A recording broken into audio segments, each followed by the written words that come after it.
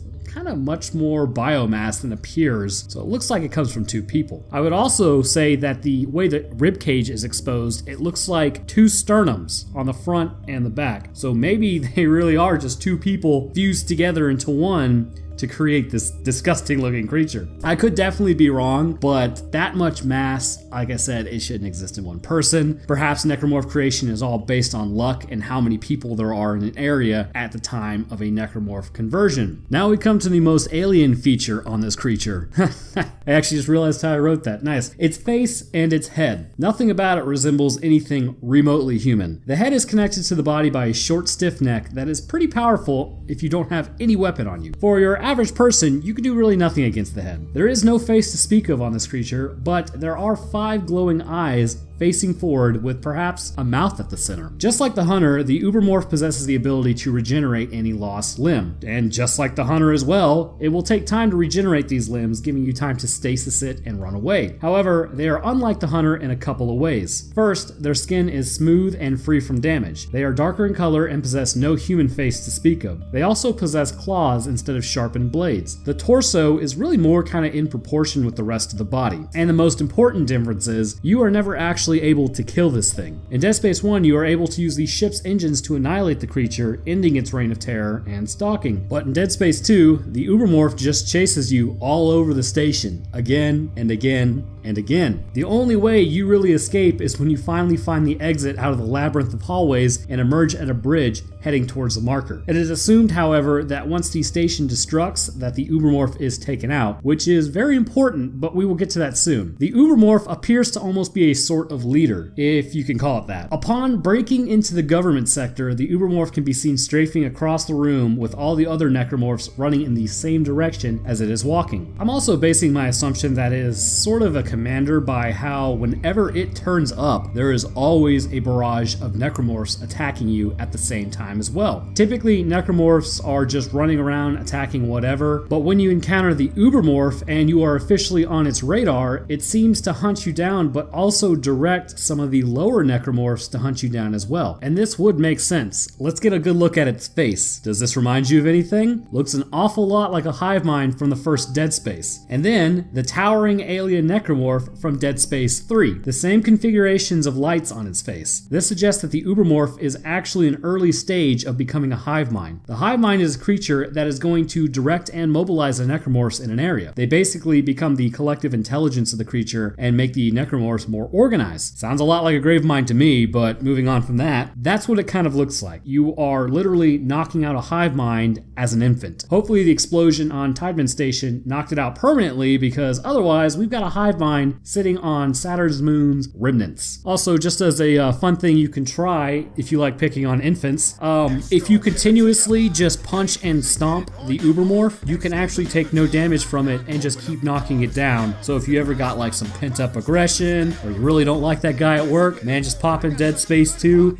and just start stomping, because it's gonna get back up, then you're gonna knock it back down. You know, really show them what humans are made of. But you don't think that I would forget to satiate everyone's morbid curiosity, did you? After all, that's why we all love the Dead Space games. If low on health and you get too close to an Ubermorph, it has the exact same kill animation as the hunter. It will stab you and then lift you into the air. At this point, it's pretty much game over, but it will stab you in the guts multiple times, probably breaking ribs and severing your spine, and turning your intestines into Swiss cheese. It will then cut off your legs and arms, even with your armor on. This would suggest that the razor-sharp claws really are just that, razor-sharp to get through the armor. It will then slice off your arm before ultimately cutting off your head. But wait, we aren't done yet.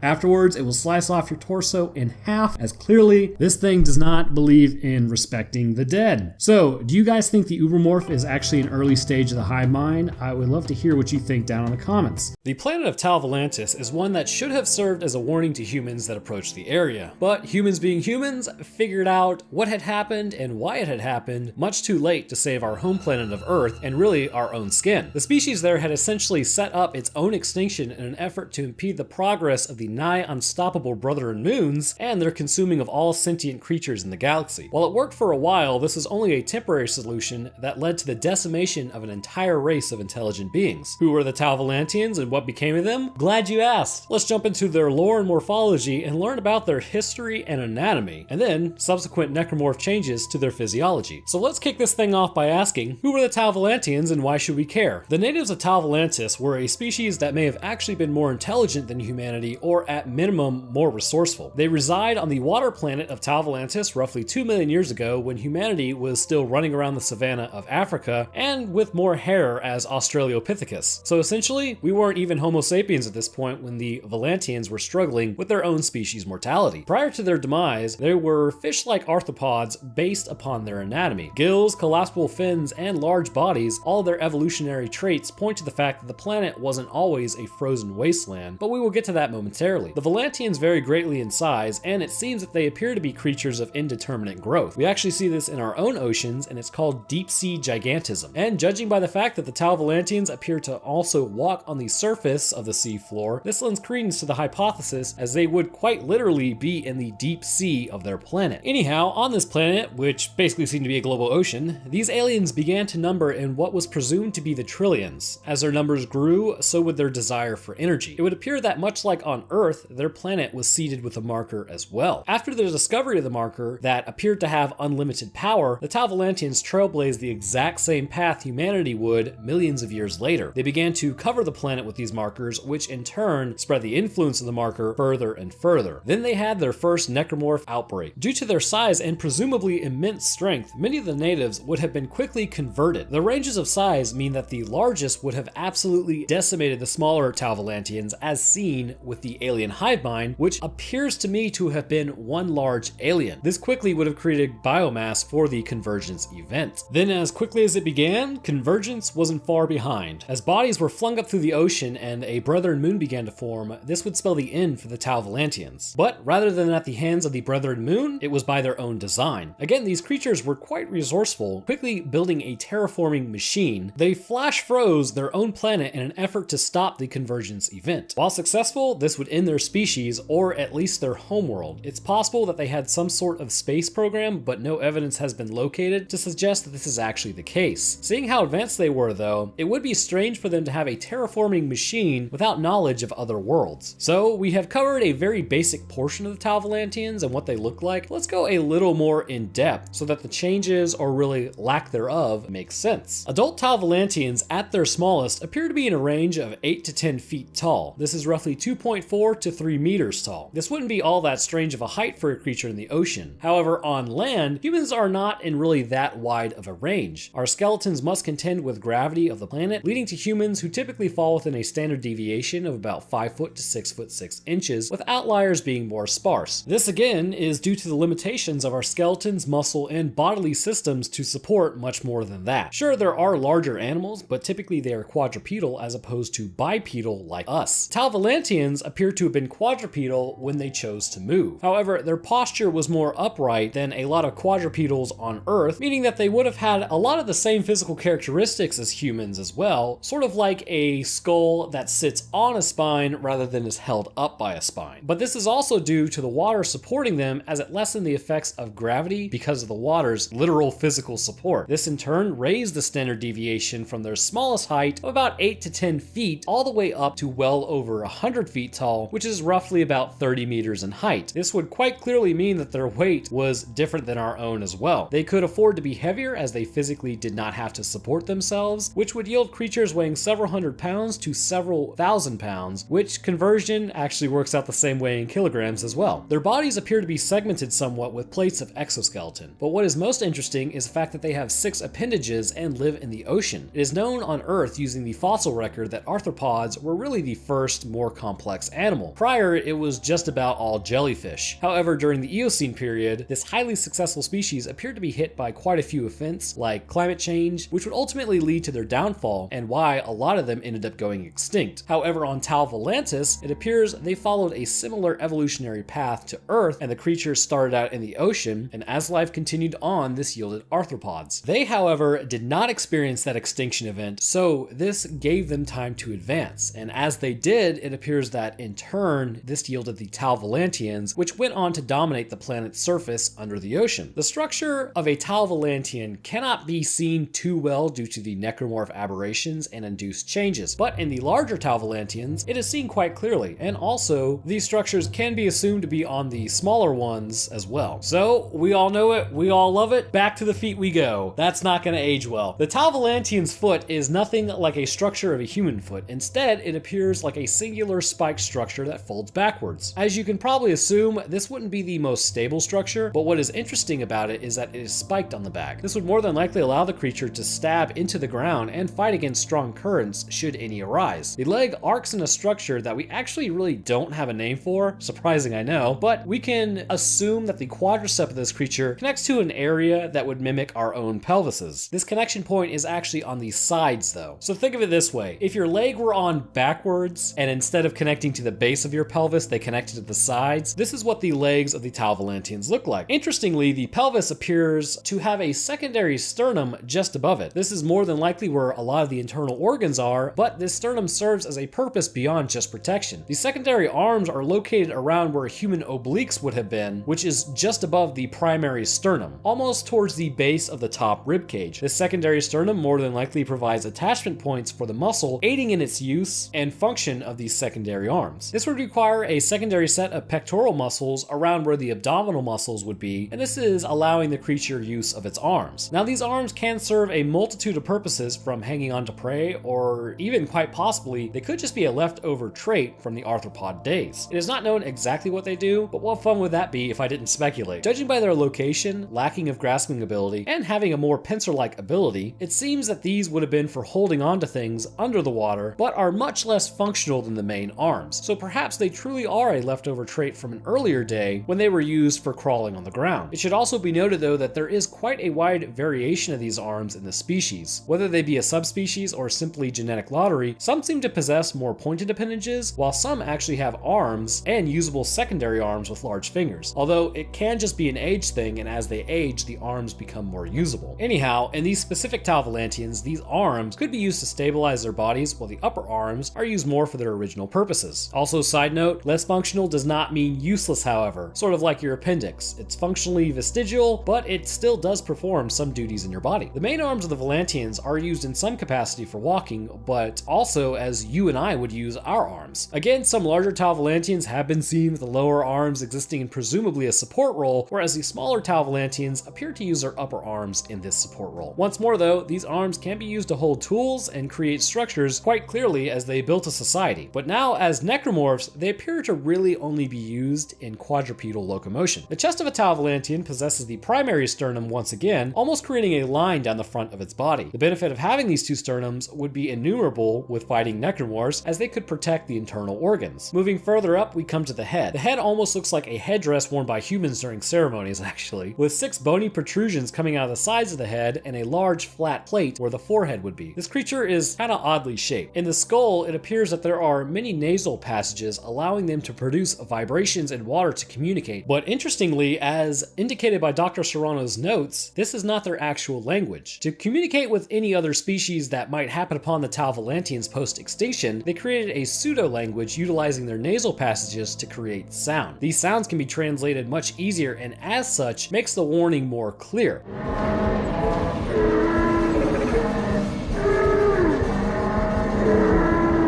The original language is unknown, but considering that they did have to turn to a pseudo-language, maybe potentially they had some sort of psionic ability to communicate with one another. But that's pure speculation and is not indicated anywhere in the game. It also is possible that since they lived in water, they could have created a much more complex system of noises using compressional waves like we do when we talk. These waves would vibrate in the water and in turn be interpreted by others. So just like our throats make sound, perhaps they had a similar form of communication, but again utilize the nasal passages in the skull to create another language as a warning. So with that quick rundown of their anatomy, we come to the alien necromorph. Even at their small size, these necromorphs did not require too much change from the body of the Talvalantians. Again, because of their deep-sea gigantism, one body would be enough biomass for a necromorph to be an absolute death machine. And this is what we see with the alien necromorph. These creatures are as large as a brute and essentially replace the brute variant. There appears to be some heavy alterations to the exoskeleton, however. Much like that of the snow beast from the earlier episode, these protrusions appear quite pronounced, mainly existing around the shoulders and lower arms, as well as back of the alien necromorph. But of course, starting with the feet again, we see some changes in this area from the original foot. The foot has been extended forward and no longer curls up underneath the body. It can now be assumed that it might be used as a weapon for piercing, and under it exists a bone that creates a flat surface for walking. This new bone is also extremely sharp and pointed on the back, meaning that both front and back of the foot area are sharp and capable of stabbing. The structure of the leg consequently has changed, creating a more 90-degree angle. This in turn has caused the body to lean forward more. The legs now appear to be connected to the back of the pelvis rather than the sides. This allows for some spikes to form on the front of the legs where they connect with the pelvis. The abdomen of this creature has cracked through the secondary sternum, exposing the pelvis and the creature's internal organs as well, or really what's left of them. It would appear that in some ways the secondary arms have moved up on the body and towards the bottom of the top sternum. This secondary arm also is now curled up rather than to the side, which almost seems to direct anything that it grabs towards the face of the creature. This area also hosts another form of attack. It seems that the species more than likely reproduce by laying eggs, and this particular variant of necromorph was actually female. The alien is able to fire out what appears to be infants, which, like any other human counterparts, explode on contact. They don't seem to run out, which again suggests that there could be thousands of eggs legs in there waiting to be unleashed upon unsuspecting victims. The top arms appeared to be mainly there to really help with walking now. Due to the changes in the legs, the alien now leans more forward like a gorilla of Earth, and as such, needs arms to support it. These arms sport a few bony growths, which can be used for smashing and stabbing. They remain somewhat in their normal structure, which is peculiar seeing as the marker usually changes the host quite a bit, but then again, that might just be for tiny humans. The fingers have increased in size, giving it a better footing for walking and more force behind each hit. The shoulders and trapezius appear to have increased in size and armoring. This is mainly due to the fact that it has a charge attack. This would give the shoulders the ability to hit with great force and perhaps even crack the exoskeletons of non-infected, leading to the decompression of them internal injuries, and which in turn could lead to their death. The head, to me, appears much more skull-like. While the dead Tau Valantians sported a more sloping area of the head, this can be presumed to be connective tissue in between the bones. This is missing in the necromorph version, leading to a face that appears to be all bone. This isn't really too far-fetched, considering that humans completely lose all of their face meat and it falls off when we become infected. The nasal passages of a necromorph do still make noises, however. Much like that of necromorph humans, necromorph aliens appear to scream as they advance on you.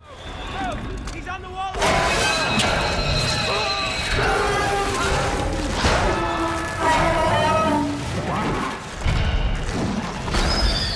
This high-pitched whistling appears to be air flowing through all these passages, which could actually be a form of attack underwater. Ultrasonic frequencies underwater could damage parts of hearing of the non-infected and disorientate them. However, with the water gone, it seems this ability is largely stunted, leading to just a noise that warns you more than anything. There is no specific death animation for this particular necromorph. They're just exceedingly powerful, it seems. Able to pick up a full-grown man and throw him as if he weighed nothing, but then again, I suppose to these creatures, humans essentially do weigh nothing. When hitting Isaac, he really just falls apart. The amount of force exerted on him should blow him backwards, but instead, as stated, it just really blows him apart.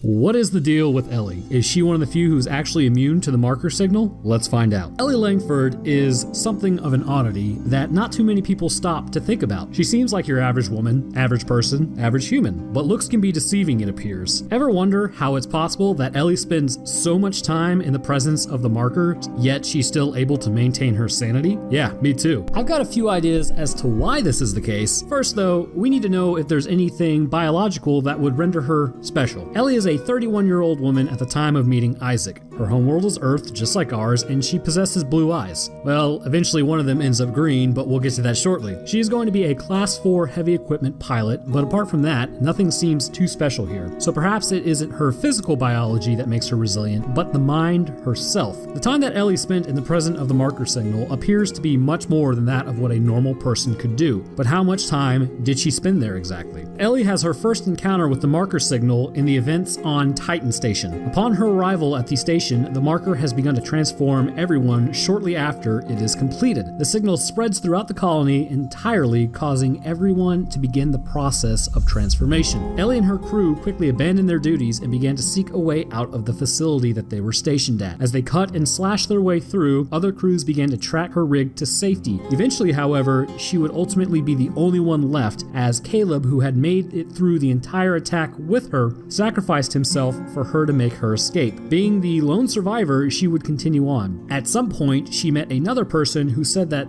they would be able to help. Unfortunately, the insanity had spread to this person as well, and in that time frame, they attempted to kill her. She was successful in escaping, obviously, and would go on to meet Isaac later, albeit their meeting was hostile and she didn't trust anyone approaching her anymore. Eventually, she found Strauss and radioed to Isaac. They will continue on all the while under the effects of the marker signal. Strauss completely goes insane and ends up removing the eye of Ellie, while Isaac struggles with visions of his dead girlfriend. They eventually find a ship, and Isaac goes on to destroy the signal in his mind. Ellie picks him up right in front of the marker, and they fly away from Titan Station. All in all, let's say that was about a day spent in the marker signal. After the sprawl, Ellie and Isaac got into a relationship. It is short-lived, however, as Ellie approaches the subject of Isaac dealing with his past, and obviously it's having an effect on their relationship. Isaac decides that what's in the past is better to stay in the past, and Ellie ends up leaving as he would not face his problems. She would continue to fight the marker as her eyes have been opened at this point. Eventually, Ellie would meet Robert Norton and John and Damara Carver.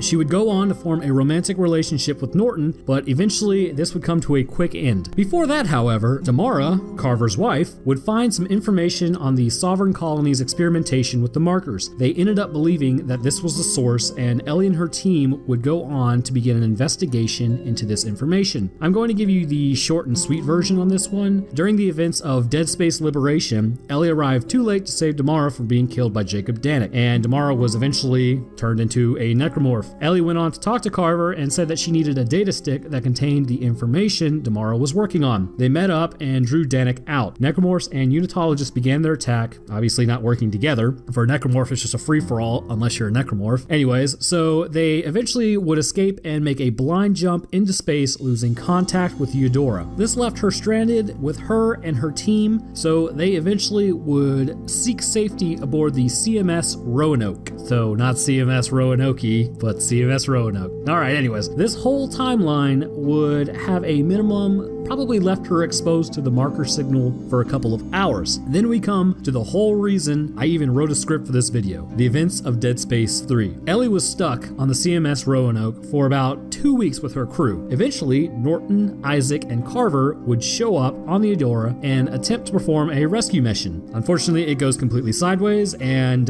not so hot, but you know, it happens. They ended up locating her very quickly, but to Norton's dismay, she wanted to stay as she believed that the marker's homeworld was right below them. She believed that they could stop it at its source. So after cobbling together a few pieces of some other ships, they would go to land on the planet at a massive loss of the crew, however. I believe 2 people die, maybe 3. It's a little fuzzy. Anyways, so the ship basically shears in half, and Isaac and Carver are on the front part of the ship, and Ellie and Norton, and I believe 2 others were on the back side of the ship, and I should know their names, but God help me, they die anyways, so spoiler alert. So they kind of just get reunited later. The unitologists show up and begin their attacks. They show up because Norton is kind of a jerk and calls them. But anyways, Norton gets shot in the face trying to stop Isaac, so he kind of gets his. Isaac, Carver, and Ellie go on into the facility to find Rosetta's lab, but as it turns out, it's the Rosetta slab. They continue on, learn about the markers and the moons, and realize this is just another planet in a long line of planets that have faced utter extinction. If you would like to see what causes the extinction, I actually have a video on the Brethren moons, and it should be up on screen right now. So either click that now and then come back and watch the rest of this, or just stay here and it'll probably be at the end screen. Danik gets the key and descends into the planet with Isaac and Carver hot on his tail. Isaac at this point believes Ellie is dead, so he is basically seeing red and descending as fast as possible. However, Ellie is not dead, and later she gets captured by Danik. They all meet on top of the machine, where Danik turns off the machine and restarts convergence. Ultimately, via DLC, causes the human race to go extinct, even though we should have had Dead Space 4. All in all, at this point, Ellie spent about 2.5 weeks in the presence of the marker signal. So, now that we are all caught up, anyone notice a trend here? Consistently, Ellie has been exposed to the marker signal, and consistently, she has maintained an immunity to it. I know what you're thinking right now, but Roanoke, due to the audio logs, we can see that smart people see symbols and letters while the less intelligent go insane. And you know what? You would be half right about that. The more intelligent an individual is, they will see ways to kind of build the marker and make sense of the symbols that they are seeing in their head. However, the less intelligent are driven mad by what they can see. There is a caveat, however. The smarter individuals will, while at a slower pace, still go insane. Even Isaac, after getting on the Ishimura, only lasted about an hour before he started to show symptoms of insanity that brought down the ship. When Carver lands on the planet, he also begins to see toy soldiers and people running in the snow. Basically, everything in his past begins to come back to haunt him, and you actually have to do a mini mission that is modeled after Dead Space 2, where you have to go inside Carver's mind and you have to destroy the neuron that is replicating this signal. So anyways, back on pace, the fact is that there is something else at play here. A theory was raised that it is mental trauma that allows the signal to flourish. If you didn't know, Isaac actually had a rough childhood, so this would fit the bill quite well. However, after Ellie watched her whole crew get torn apart and have people basically try to kill her multiple times and watched her relationship fall apart, she's bound to have some mental trauma from some of these events. So it is my opinion that mental trauma doesn't work either. So what is it then? Well, let's discuss how the species evolved. In the universe, human evolution was brought on by the marker signal, kind of like guiding it. But that's the key. It was only guiding, it wasn't causing. Animals have existed quite a long time before the black marker struck Earth. This would mean that the animal cells had already become a thing and already had a plan in place genetically for where they were heading and leading to. While maybe not sentient, but an individual animal with its own thoughts, needs, wants, desires, and instincts. When the marker hit and wiped out the dinosaur, the mammals became the dominant species. So that chimpanzees share 99.5% of the DNA with humans, but it's our 0.5% that makes us completely different, where all of our intellect comes from. So let's say that in the 20% of the DNA coding, at the very front of the line, that's where the resistance to a marker signal exists. But anyways, while this gene may not be expressed in most humans, due to a random chance, some of the species would exhibit a resistance to this marker signal. Think of it this way: we've evolved on a planet to coincide with multiple different microorganisms, yet still, some of us will die because these microorganisms will actually kill us if they can get a foothold in our body. In fact, my whole job is predicated on learning and hopefully stopping this from happening. So our body created an immune system to fight the invading organism. The strength of your immune system is also largely based on health, but also genetics and immunities received from your mother at birth and by breastfeeding, no less. But also in a symbiotic relationship, other microorganisms aid in your actual immunity as well. Let's focus on the genetic portion of this though. The genes build the immune system into stopping a foreign object from controlling you. At some point, the genes of a certain animal stop the marker signal from controlling it. This passive immunity still exists in some humans, but it appears that it has been lost and never really developed in some genetic lines. The line it appears most strongly in is the most intelligent. While some may only be slightly resistant and eventually will go insane, others have a much stronger response and are actually immune to the signal itself. For instance, did you know that there is something called the Delta 32 allele? It is based in Central Europe, and it is believed that because the Black Plague swept through that area and killed a bunch of people, it changed the alleles of these people. And now these people, I believe if they're homogeneous for this allele, they have a much greater increased resistance to the HIV virus. Even if you're heterogeneous, you are still very resistant, much more than the common person. So I believe that this is what allows Ellie to continue to thrive in the presence of the marker signal, yet still show no signs of alteration to her mental stability, unlike literally everyone around her. So I ran a poll on Twitter asking what you wanted to see, and a surprising amount of you wanted to know about the health packs in Dead Space, and from a biological standpoint, how these things would even work. Surprising outcome, but as always, I have a theory on that. This channel is rapidly becoming like another channel I know.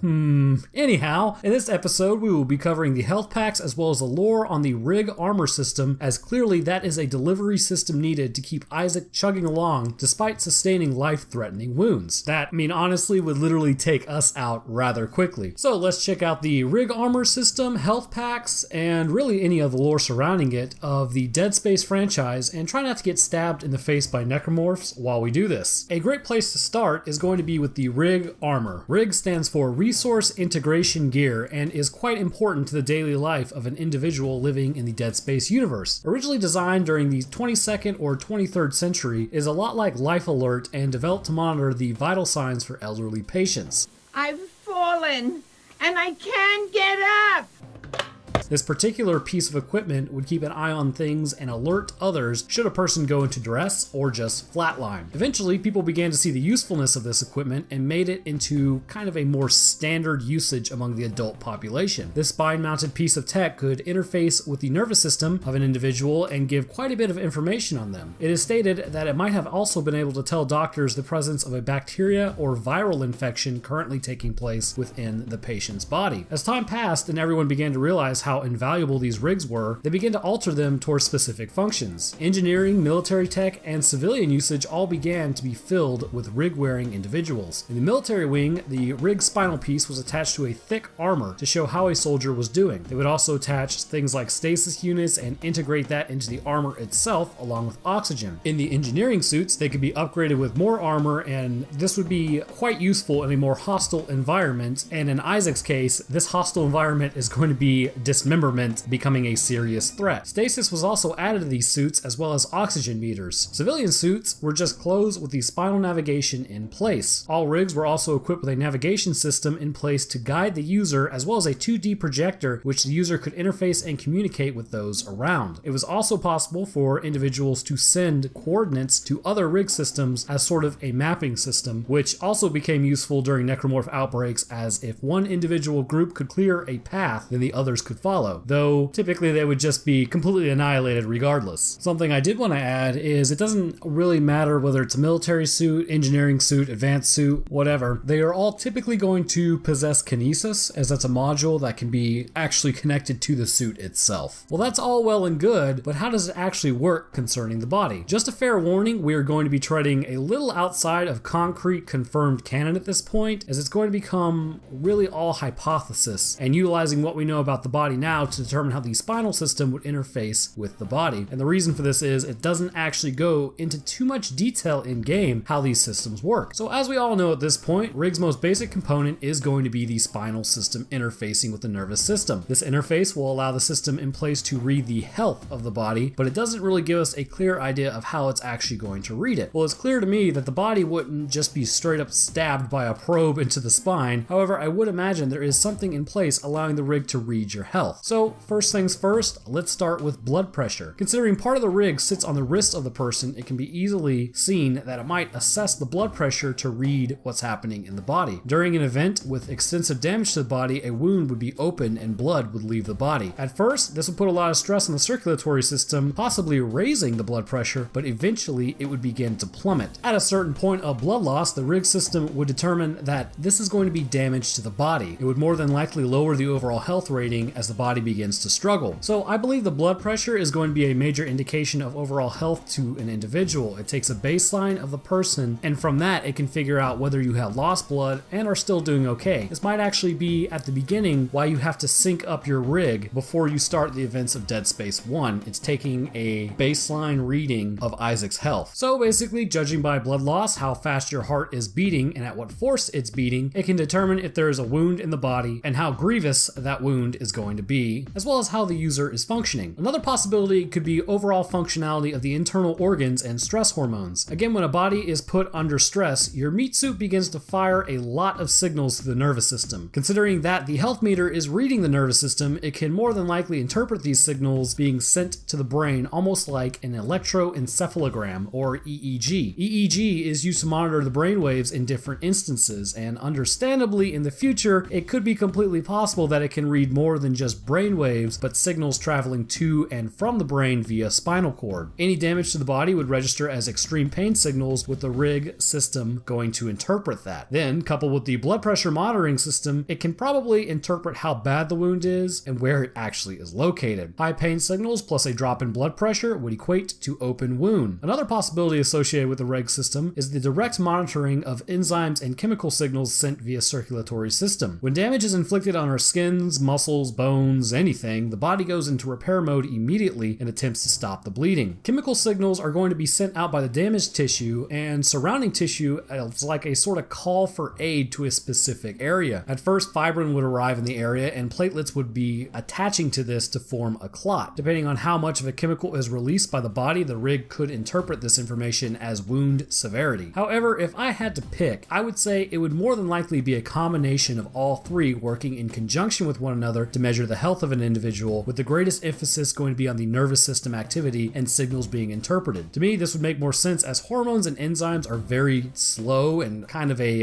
laggy way to communicate, and blood pressure can only give you so much information. But electrical signals in the body are very quick, and depending on strength and location of the signal, this can give you a lot of information. So that still leaves the question, what in the world are health packs then? I believe their understanding lies actually in their coloring. For specifically Isaac, they are light blue, and his health bar on his rig are also going to be light blue. Depending on the size of the health pack, there are a number of cylinders on the pack which will get larger and have more, which will give you more health. This says to me that there is clearly going to be a material contained inside, which is to be expected, but I imagine that this material is going to be a liquid specifically. So using kind of like deductive reasoning, I know some people aren't going to like it, they might disagree with this theory, but here's what I think. I believe that the health pack is going to be able to interface with the rig directly, and maybe the health bar is actually a measure of the material left in reserve versus actual electrical signal. I must stress, again, this is purely hypothetical, but this liquid exists in the spinal area of the rig, and that is literally going to be a filled bar. When a person is attacked, this liquid is released directly into the body and quickly begins repairing, saving the person's life. This could be why when you are heavily damaged, you begin to wobble when you stand, as you are very low on this particular fluid and feeling the strong effects of the damage to your body. This wobble only happens when the tank is depleted, but does not happen prior to when you get stabbed or slashed by necromorphs. So what would it actually take to keep someone alive, and what would this material actually be? First, we need to understand wounds. Seems like kind of a standard concept, but there's actually a lot that happens with your body when you actually get injured. When a puncture hole is made in the human body, much more is needed than just your standard platelets. While they do a great job to shut off veins and capillaries, anything larger such as arteries or major veins will be too large to heal naturally or without surgical intervention. So one of the main things is these health packs must contain probably something similar to an extracellular matrix. Extracellular matrix is a three-dimensional network of macromolecules like collagen, enzymes, glycoproteins, and these are going to actually provide structural and biochemical support to the surrounding cells. In a sense, this is like the wrought iron of a building. Extracellular matrix is used to bridge the gap between large wounds, and in some cases can completely regrow portions of the body. For instance, humans actually possess a regenerative ability that leaves us around the age of 12, but prior, let's say that a child gets the tip of their finger cut off, the ECM will regenerate that portion of the finger, whereas in adults, it would just heal over and you would be missing that part of your finger. Anyhow, this ECM is going to be able to help Isaac survive wounds that would pretty much outright kill him. It can be imagined that the rig armor will administer the ECM in the form of an injection that would activate upon exposure to the oxygen, sealing the wound in the process, or at minimum, providing an anchor point for our next piece of the puzzle. ECM isn't just going to be enough to fix a wound though. You also need cells to fill the gaps, and while platelets would probably be the first to arrive on the scene to help clot the blood loss, they would quickly be lost. Ergo, what else is going to be needed is going to be a strong clotting factor as well as stem cells. Stem cells are going to be cells that have not specialized yet, and upon placing them near other cells, they take on these properties and assimilate. I believe that genetic engineering in the future probably would use CRISPR altering the genome of these cells, and these could be used after injection to latch onto or be contained within the ECM to specialize into your normal cells. The genome of these stem cells may be altered enough to allow generations to pass at a great rate of speed to promote quick healing times that have a self-shut-off, bringing them back down to normal mitotic levels once the wound is healed. This would give the user the ability to recover from these life-threatening wounds at a quick rate, allowing them to continue. These stem cells may also be able to replace the lost blood in the area at an accelerated rate, leading to the prevention of shock and associated organ death in the area. But all this is great, but there is probably going to be some added components into the mixture that prevent loss of consciousness. In moments of great pain, it is entirely possible for a person to experience loss of consciousness. If this was the case during a necromorph attack, or even what its design purpose, you're working in a dangerous environment, this could quickly lead to your death. It's clear that some form of painkiller must be present in the mixture. This would allow the person to sustain heavy damage, and even though the wound is healing, they are still able to function and move, hopefully getting out of the area. This painkiller would more than likely be injected into the spinal cord itself to prevent the signal from reaching the brain. Localized analgesic would more than likely be released into the circulatory system as well to numb pain at the site of the wound while the body heals, and for when the spinal painkiller decreases in effectiveness. Overall, the rig system is in place to negate damage and help you survive in hostile environments such as space or from physical attacks. The spinal unit more than likely measures the overall health of an individual and uses the coloring on the system to show how much is available for usage and changes its color as it's administered. The health packs can refuel this canister, increasing the overall health, and the rig system keeps you alive. The health packs would need to contain a mixture of ECM, stem cells modified for quick healing, and a painkiller to keep you up and in the land of the living. Again, when you are low on this fluid, the canister is blinking and this is why you are unsteady as you are feeling the effects of your wounds, which would understandably make any one of us probably go unconscious.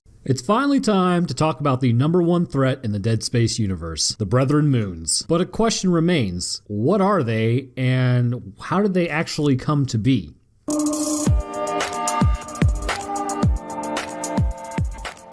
What is going on, y'all? Interested in a little bit of lore? Well, today we've got one of the creepiest apex necromorphs around. Before we get to that though, if this is your first time visiting my channel or watching one of my videos, smash that sub button, because if you find this stuff interesting and you're already here, it's free and I've got way more videos planned very shortly. Tag that Notre Dame bell if you want to be updated when I post as well. Okay, so back to the topic at hand. I have a theory on where the Brethren Moons come from. Obviously, it may not be canon as it wasn't written, as we never really got Dead Space 4, but all the species must come from somewhere. So make sure to stick around towards the end of the video for that. As always, however, let's start from the beginning. In our society today exists a paradox that we cannot explain. Or really, there are several horrifying options and really only a few good options that explain it, but they still kind of sow a seed of doubt for our future. Where is everyone? And I don't mean like you, me, or humanity, but where are all the other species? We have been listening to the cosmos with radios for quite some time now, and we have been observing space for probably a couple 100,000 years. But barring any hearsay and conjecture, we have so far not seen any other species from another planet or even picked up that anyone may be out there. Now, whether the government has knowledge of this is beyond me, but for the common man and woman, nothing has been found. The Fermi paradox basically reasons that there is something called the Great Barrier. Either our species has not encountered this barrier, or we have passed it. If we have passed it, then the Great Barrier would be something like our cells going from prokaryotic to eukaryotic. Maybe it's exceedingly strange for a cell to incorporate another cell to power it. Or perhaps the amino acids that make up our cells just simply do not form on other planets, and there must be like a perfect ratio. If this is the case, then supposedly it's smooth sailing for humanity from this point on. But now exists the more terrifying prospect.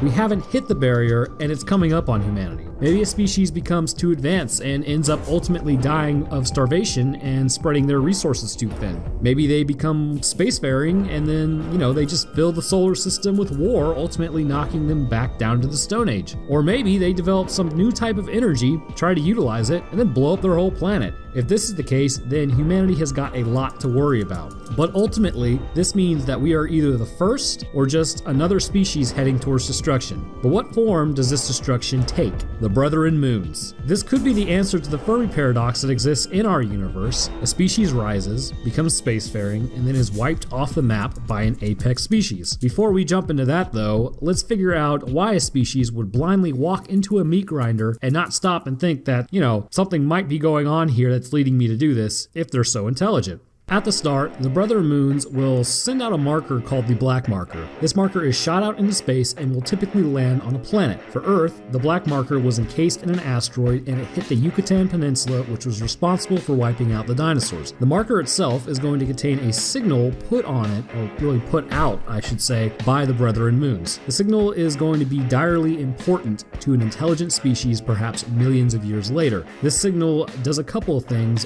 but to start, it begins to guide the species towards higher intelligence. Over time, minute changes are made to the species and they are molded into a spacefaring race. This would explain why the dinosaurs existed for hundreds of millions of years but never became an intelligent race. It was only when the mammals were given a chance did humanity arise and become quite possibly the smartest species to ever walk the earth. Eventually, this species will begin to use up all of its resources. Being that they are spacefaring, they will then turn to planets and systems to satiate their need for fuel. Eventually, they will begin to settle the other planets and moons. Invariably, the species will do what it's always done and begin to reproduce. Eventually, these small settlements will turn into cities, then colonies. Then the planet will officially be conquered and used as a foothold for that actual species, but old habits die hard, and they need to have resources, and this need will actually never go away. By the way, just as a heads up, I use the word species a lot because I'm not saying it's human and I'm not saying it Fatal Valantians. I'm just saying in general, if there was another creature out there, it's easy to use species. Anyways, so back on track. Then, as if almost divinely,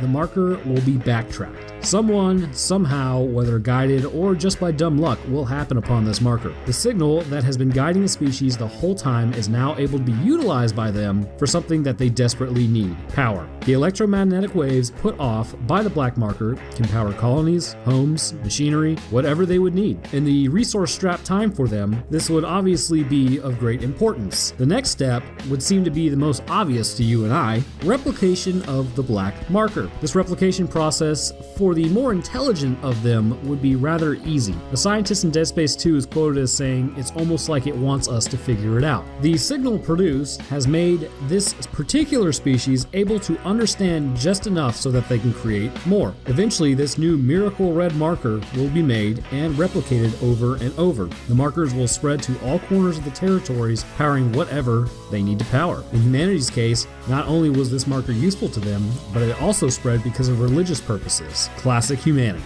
Anyways, then something begins to happen. Perhaps it's the intention of the original marker, or maybe aberrations in the red marker, but the signal is altered. The signal will now put out a dementia vibe. This will cause the surrounding species to slowly go insane. A few members here and there until rapidly the situation begins to devolve. Once it gets to the point of complete anarchy, the species will then begin to kill itself off at an alarming rate. Necromorphs will aid in this disease as the signal will control dead tissue at a molecular level. Eventually, what was once supposed to save them has now doomed them to extinction. So what are the Brethren Moons then? When a planet has been mostly converted into necromorphs and their proximity to the marker is within range, this begins what is known as a convergence event. During this event, somehow the marker is able to fling billions of creatures far up into the stratosphere. When they begin to collect, they turn into one creature. This creature will also include chunks of the planet's crust, as well as the marker that began the convergence event. Once the marker has reached the center of the conglomeration, the creature will become sentient and living. The creature itself is highly intelligent and near immortal. Isaac is considered to be a very bright individual, but during the events of Dead Space 3, The Awakening, the moons were able to trick Isaac into not warning Earth of their approach. But before we get too deep into that, what does that mean for the species that has invested so much time and effort into the marker? Obviously, extinction. The species is nothing more than pigs on a farm to the moons. They will find every moon, planet, ship, wherever a marker has been built, and consume all living and non-living individuals. In the Brethren Moon's eyes, a species was grown and harvested purely for their purposes. The moons, in mind, almost appear psychopathic in nature. It is said that when they are speaking to Isaac, they speak in a very calm demeanor and do not appear moved by the plight of a sentient species, and they will just continue consuming them anyways. They themselves are just giant, intelligent necromorphs, unfeeling, uncaring, and completely ravenous. So what does a typical Brethren Moon look like? First and foremost, they are massive. Calling them a moon isn't just, a crack at them. They are literally as large as a moon. They possess tentacles that can stretch several thousand miles in length. When the Brethren Moon is killed on Tau Volantis, its tentacles can be seen in the distance taller than the largest mountains. For comparison, Tau Volantis is about your average sized planet, as it seems humans have no problem walking there. It would be like walking up to a giant beach ball. That's how large they are. They also possess 3 glowing eyes. Possibly the worst part about the Brethren Moons, however, is their jaws. The moon appears that it will eat the crust off a planet, the necromorphs still converging, or really any living creature that attempts to resist. They possess massive teeth, and just honestly, they look like, I don't even think a mother could love that face. So, strangely, evidenced by Isaac tearing the key out of the Brethren Moon's mouth, organs are brought with it. This suggests that the creature does have a working body, and it does undergo bodily functions, even though it's composed of multiple different individuals. The intelligence of a Brethren Moon is unmatched. So intelligent, in fact, that they are able to communicate telepathically with one another across vast distances. A species that becomes spacefaring must be pretty smart to accomplish this. Even with all their technological advances, they are still not able to alter the plans that the moon has set in store for them. They will fall one after the other regardless of what they do. The only species that was really able to make somewhat of a resistance to the process was the Tau Volantians. They built a machine during an outbreak that ended up freezing the moon and stopping the event. However, they ended up killing their entire species off in the process, but it would keep the galaxy safe for a time, and perhaps another species could arise. Their sacrifice was in vain, however, because classic humanity came and screwed everything up. The Brethren Moons trick entire species into unwittingly serving their purposes until it is time to harvest. Even after being frozen, the moon still sent out a signal to the other markers to guide other individuals, and hopefully they would come and make it whole or turn it off, further tricking that individual species into releasing it. This can be seen when Isaac and Carver wake back up from killing the moon. They assume that the signal should stop and it should be over. However, to their dismay, the Brethren Moon had actually contacted and awoken the other moons who are now on the move. The moons talk to Isaac and they seem to make their intentions known to him subtly, as if they were trying to follow him back to Earth, when in reality their real purpose was to stop him from returning and warning Earth of the moon's approach. Ultimately, this spelled the end for humanity, and the galaxy remained just dead space. So, I promised you some theory on the Brethren Moons, right? So, let's look at what they are. A giant moon-shaped creature. But everything must come from something. The moons form a network of moons that appear to wipe a galaxy clean, and perhaps even further than that, through their connection with the markers. So this poses the question, which came first, the markers or the moon? Bear in mind that we are treading a little outside of canon here, but it is my belief that the marker actually came first, and here's my reasoning. Humanity has many times created things that help us in one way, but are detrimental to us in other ways. The car, it has helped in life astronomically, but it is now affecting climate change at an alarming rate, which also could make us go extinct if we aren't careful.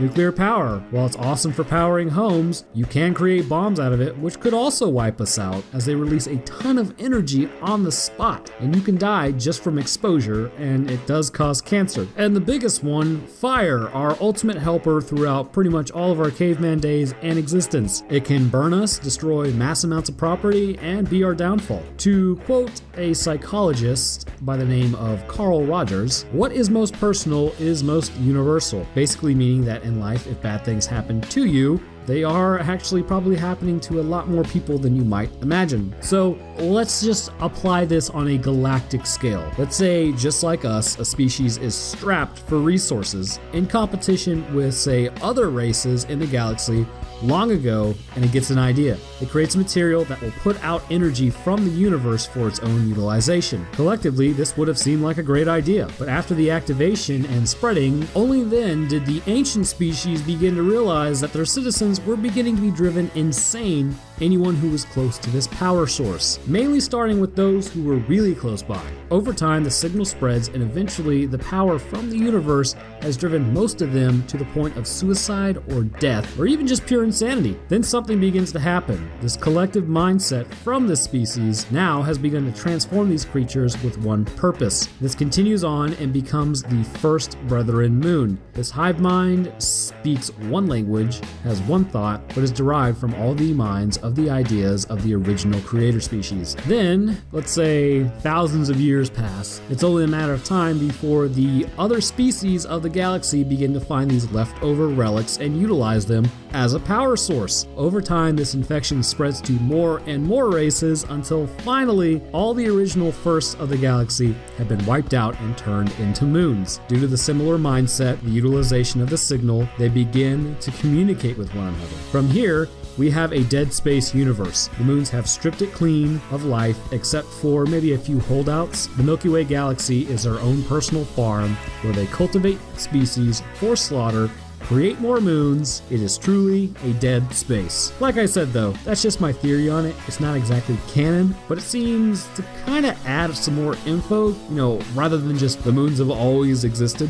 I don't think the moons have always existed. I think that they were created and there had to be the original, alpha moon or whatever. In Dead Space 3 exists a cunning answer to Homo sapiens' natural observation skills by the necromorphs. Typically what you see running amok is a creature that looks nothing like a human, which would tell any survivor to run in the opposite direction. Due to this, these survivors may be harder to track down long-term by the necromorphs, which in turn could form somewhat of a resistance. However, seeing as we have covered versions of necromorphs in the past that seemingly lure humans in, it's becoming quite apparent that variants are formed to specifically trick a human's senses and lead them towards their own destruction. One in particular is a variant who completely retains their human form and could very easily trick surrounding non on infected people. So today, I bring you the Dead Space 3 fodder necromorph, morphological oversight or intentional trick. The fodder is an interesting case of necromorph. Morphologically speaking, very little has changed about it from its original human host, but surface level often doesn't show the full story. As we all know, many changes are structurally made to humans after they begin undergoing the necrotizing process. In this case, the fodder is different, but it still does undergo this necrotizing process. But before we get to that, let's first attempt to understand why these creatures seem to show up so late in the fight. First, the Brethren Moons are not stupid creatures, nor are they unaware of what makes a species vulnerable. It can be assumed psychologically that many species who have advanced up the technological tier scale would have an us versus them mentality. The reality is this is almost a natural basis for life. For a particular species to advance, socially you must identify with your own species and work together against some common difference or threatening problem. Now, that doesn't have to be others who don't look like you. It could be something as simple as a saber-toothed tiger or the elements. But usually, for a species to actually conquer their planet, they must work together. The Brethren Moons would understand this social ability fairly innately, since they themselves are going to refer to each other as brothers, which hints at their own social ties. Regardless, using the idea of a single species working together, the fodder is an answer to making that species drop its guard. Over the eons and epochs, the Brethren Moons have systematically wiped out all life after presumably seeding it first. Much like the Reapers in Mass Effect, who control the evolution of a species using the relays, dropping the black markers on a planet allowed for the Brethren Moons to heavily influence the evolution of a particular dominant animal, which in turn gave them innate knowledge of what would make them tick and how this particular animal may react to certain events. Circling back to humans, we see that the fodder is unaltered based on their outward appearance, sporting all the standard human traits: 2 legs, a single torso, 2 arms, shoulders, a head, all their anatomically correct positions as well. This would essentially yield a creature capable of moving much like a human does, but also potentially moving around completely unnoticed. The human brain is fantastic at patterns, if you didn't know. We tend to see faces on planets despite it just being shadows. We see reoccurring numbers sometimes despite them being completely random. We even completely phase out movement sometimes in our peripheral vision if we believe it subconsciously to not be a threat. This is where the fodder begins to score most of its game-ending hunts. Imagine you are on Tal Volantis. You know there are monsters running around taking out people left, right, and center, but you have only seen them as heavily altered humans. You and your group move through a base trying to survive, and you happen to see a human shape in your peripheral vision. This is not what you're looking for, so you approach them, looking around at the vents and other areas for the real threat. You get right up on the person and basically pull them into your group, then the thing turns around and plants an axe right into your head, taking you out of the game instantly. This is the purpose of the fodder. It lures humans to their demise. The fodders on Tal Volantis are actually fairly easily explained. The planet was subject to snow and heavy storms. Any person out on the surface would have extremely poor visibility. Because of this, any human shape running around on the surface would be assumed to be just that, a human. This would heavily play into the fodder's favor because the humans at Tal Volantis were also heavily armed themselves. This armature meant that any creature that outright showed its true form would be completely decimated by the weapons the soldiers had at their disposal. So subterfuge was preferred in some variants to allow the necromorph to get closer. This would be invaluable in the conversion process and would speed things up quite a bit. But hold up, what about the fodders on the ship? There was no snow there. Or, you know, the fodders that were made out of people in the lunar city. Well, you know your boy has an answer for that one as well. And of course, it's based on the markers using context clues throughout the game. If you take a look at Tal Volantis, the planet, markers are quite literally everywhere. The species there had built millions of them. Their influence was strong across the entire planet. So strong, in fact, that the effects could more than likely be experienced even in low orbit, which is exactly where most of the SCAF ships were located. Jumping over to our neck of the woods to the lunar colony, it's pretty clear that unitology at this point was beginning to overwhelm the local government there. I mean, they even had Jacob Danick's stupid face plastered on a giant blimp spouting nonsense about the age of man being over. With unitology spreading faster than it was able to be controlled and the EarthGov soldiers being systematically slaughtered, I think it's safe to assume that at this point the markers were all over the moon and more than likely all over Earth as well. So we are about to enter the realm of hypotheticals at this point, but if you follow the clues as to how the markers operate, it does make pretty good sense, at least in my opinion. As we all know, the markers put out a signal, and this signal in turn is basically just energy. This energy can restructure your cells post-mortem and drive you insane while you're alive, leading you to bringing down others as well as yourself, thus adding to the population of the necromorphs. Now I believe that what you would turn into is predicated on two things: distance from the marker and the amount amount of markers. Think of it this way. If you have a centralized Wi-Fi router in a large house, it puts out a signal, but the further you are away, the weaker it is. Now imagine you have multiple Wi-Fi routers throughout the entire house. The signal would be strong no matter where you are. Probably a similar thing with the markers. When humanity was near the black marker, it influenced our evolution rather than turning us. If we got too close, you could still turn into an infector, but overall the signal was pretty weak. Fast forward to the future, markers are everywhere. No matter where your location, the signal courses through your body, and not just from one, but from multiple. This is where we get the fodders. As stated previously, the Brethren Moons are not stupid. They know what makes you, you. As the signal strength increases and the body is exposed to stronger doses as humans continue to build more and more markers for religious purposes or energy, at least in their minds, the markers would almost get smarter. Perhaps this is a self-limiting technique built into the actual markers themselves so that a species that's roughly a few 100,000 doesn't overbuild markers right out of the gate, wasting the Brethren Moon's time. No, it starts out simple enough with just a few markers, which yields infectors, slashers, leapers, the really small guys initially. If enough time passes with just one marker, larger necromorphs can be created as seen on the Ishimura. When many markers are built, this yields all the previously mentioned necromorphs faster as seen on Tideman Station. When the markers are built en masse, it begins yielding newer forms of necromorphs designed to trick humans simply because it has reached a stage where it is powerful enough to reanimate bodies quickly and with a purpose besides just hacking and slashing. So this is my hypothesis on why these creatures exist only now, but what changes have happened to the host? Glad you asked. Let's get to it. Morphologically speaking, the fodder, as stated, has a human silhouette. This is by design and on purpose. The host has retained many of its features, including a similar mass to when it kicked the bucket, unlike the feeders we see on the planet. One thing should be noted, however, is that the face of this creature has essentially fallen off or is completely exposed muscle. The eyes glow a yellow color with the mouth dripping the same substance. If you watched any of my other videos, you know that this is the infection medium used to turn humans into different variants of necromorphs. Whether they be exploders, infected infants, or infectors themselves, this bacteria shows up across the board and has many capabilities. But I wanted to point out two things that I find oddly strange about these creatures, considering their outward appearance is not that abnormal. When a human is turned into any other form of necromorph, their rig system shows that they are completely flatlined. But oddly enough, on some of the fodders, their rig will actually glow red, suggesting that there may be some internal functions still happening to signal to the rig that they are somewhat still alive. What is this indicator of life? I'm going to go out on a limb, and I believe it's actually the brain. Looking at the head of a fodder, it is clearly intact, which no doubt it's still swimming in yellow bacteria. The brain is still in its original form. This being the case, it's actually seen in certain parts of the game that maybe the brain is still there. Some fodders can be seen shirking their weapons from their previous life to pick up handheld weapons. This gives them an understanding, or seems to suggest they have an understanding, that they are naturally not tremendously successful offensive beings. So they will pick up a handheld weapon. This would show that their mind should be working to some capacity. They would be understanding planning, forethought, how a weapon works, what the axe, baton, crowbar, or ice pick are used for, and how to use it against non-infected. This in turn requires thought. While a very primitive version of thought, much like an ape picking up a leg bone and smacking another with it, this could be interpreted by the rig of that person as alive despite the grievous wounds they have and really the probability that the heart is no longer beating. All these low-level bodily functions are taking place despite the expiration of the host. Whether or not though the brain is functional, however, it's almost irrelevant. As seen with the exploders and their talking or the wall guardians and their screaming, they too seem to be conscious, but they are not in the driver's seat. The same can be said for the fodder. A second mind exists in the lower body of the fodder and it controls the upper brain, which actually isn't too far from how humans interact now. Anyhow, the consciousness almost seems to wear the upper body like a suit. Tentacles sprout out reaching into the upper body, and a central tentacle, which is presumably made out of the spine and spinal cord, is going to be the main pillar in the body. The two side tentacles would need to be made out of the bones inside the body, such as from the ribs or pelvic material. These three spines operate the body like a puppet. When you destroy the upper body, the tentacles will reveal themselves. There are actually a few forms that this creature can take. If the upper body of the fodder is destroyed, the tentacles will pop out of the pelvic region and control the legs. It will run towards you and begin using its powerful hits in an attempt to take you out. Should the legs be destroyed, the tentacles will come out of the upper body and dig into itself and throw sharp projectiles if you're far away, or kind of do this creepy arachnid crawl towards you which is horrifying. These hit with a fair amount of force though, and can cause quite a bit of damage if you aren't careful. Overall though, the fodder will choose to attack you with physical force given the opportunity. Speaking of attack, the fodder favors some pretty lethal weapons, and by the way, fodder favors is kind of a tongue twister. While its counterparts may use bone to attack humans, which is fairly effective, the fodder tends to rely on heavy metal. These weapons that it picks up could be preferred for two reasons. The one mentioned previously stating that there is an understanding of how weapons work, or it could just be as simple as they were frozen into the hands after certain individuals just fell where they were and rigor mortis was set in, allowing them to almost become part of the body of this creature. Though the latter wouldn't explain why other variants will drop their weapons to pick up handheld weapons or retrieve these weapons from fallen humans. So, how do you game end it, and how does it game end you? Well, should the fodder have eaten its Wheaties that morning, or Isaac just wants to commit the not alive, the fodder will use the axe or crowbar or baton to slice Isaac's arm off. This basically sends you into shock immediately, but it's not done. Before the blood loss sets in entirely, Isaac will fall over. The creature will then begin disemboweling Isaac with its weapons, which spells game over for him. Now, let's be real here. Isaac is 40 years of age, too old for this, 8 days from retirement, and has got a whole lot of nerd rage built up. He will shove the fodder off of him, knocking it down. And I'd like to think Isaac has been playing some Gears of War, because at this point, he will curb stomp the creature, completely decapitating it with his foot. Truly, this man is not playing around, so you better get back.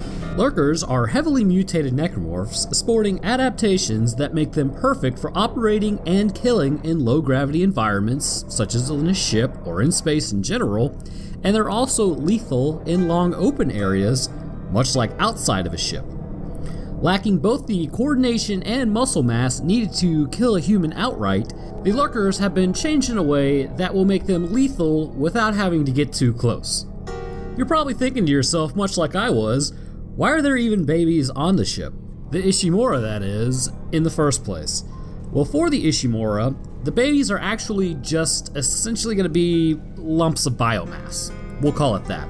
They're not considered children, they're more considered utilizing genetics and human body to actually help people in the terms of if you got your arm injured, they could fix your arm. If your leg got cut off, they could fix your leg.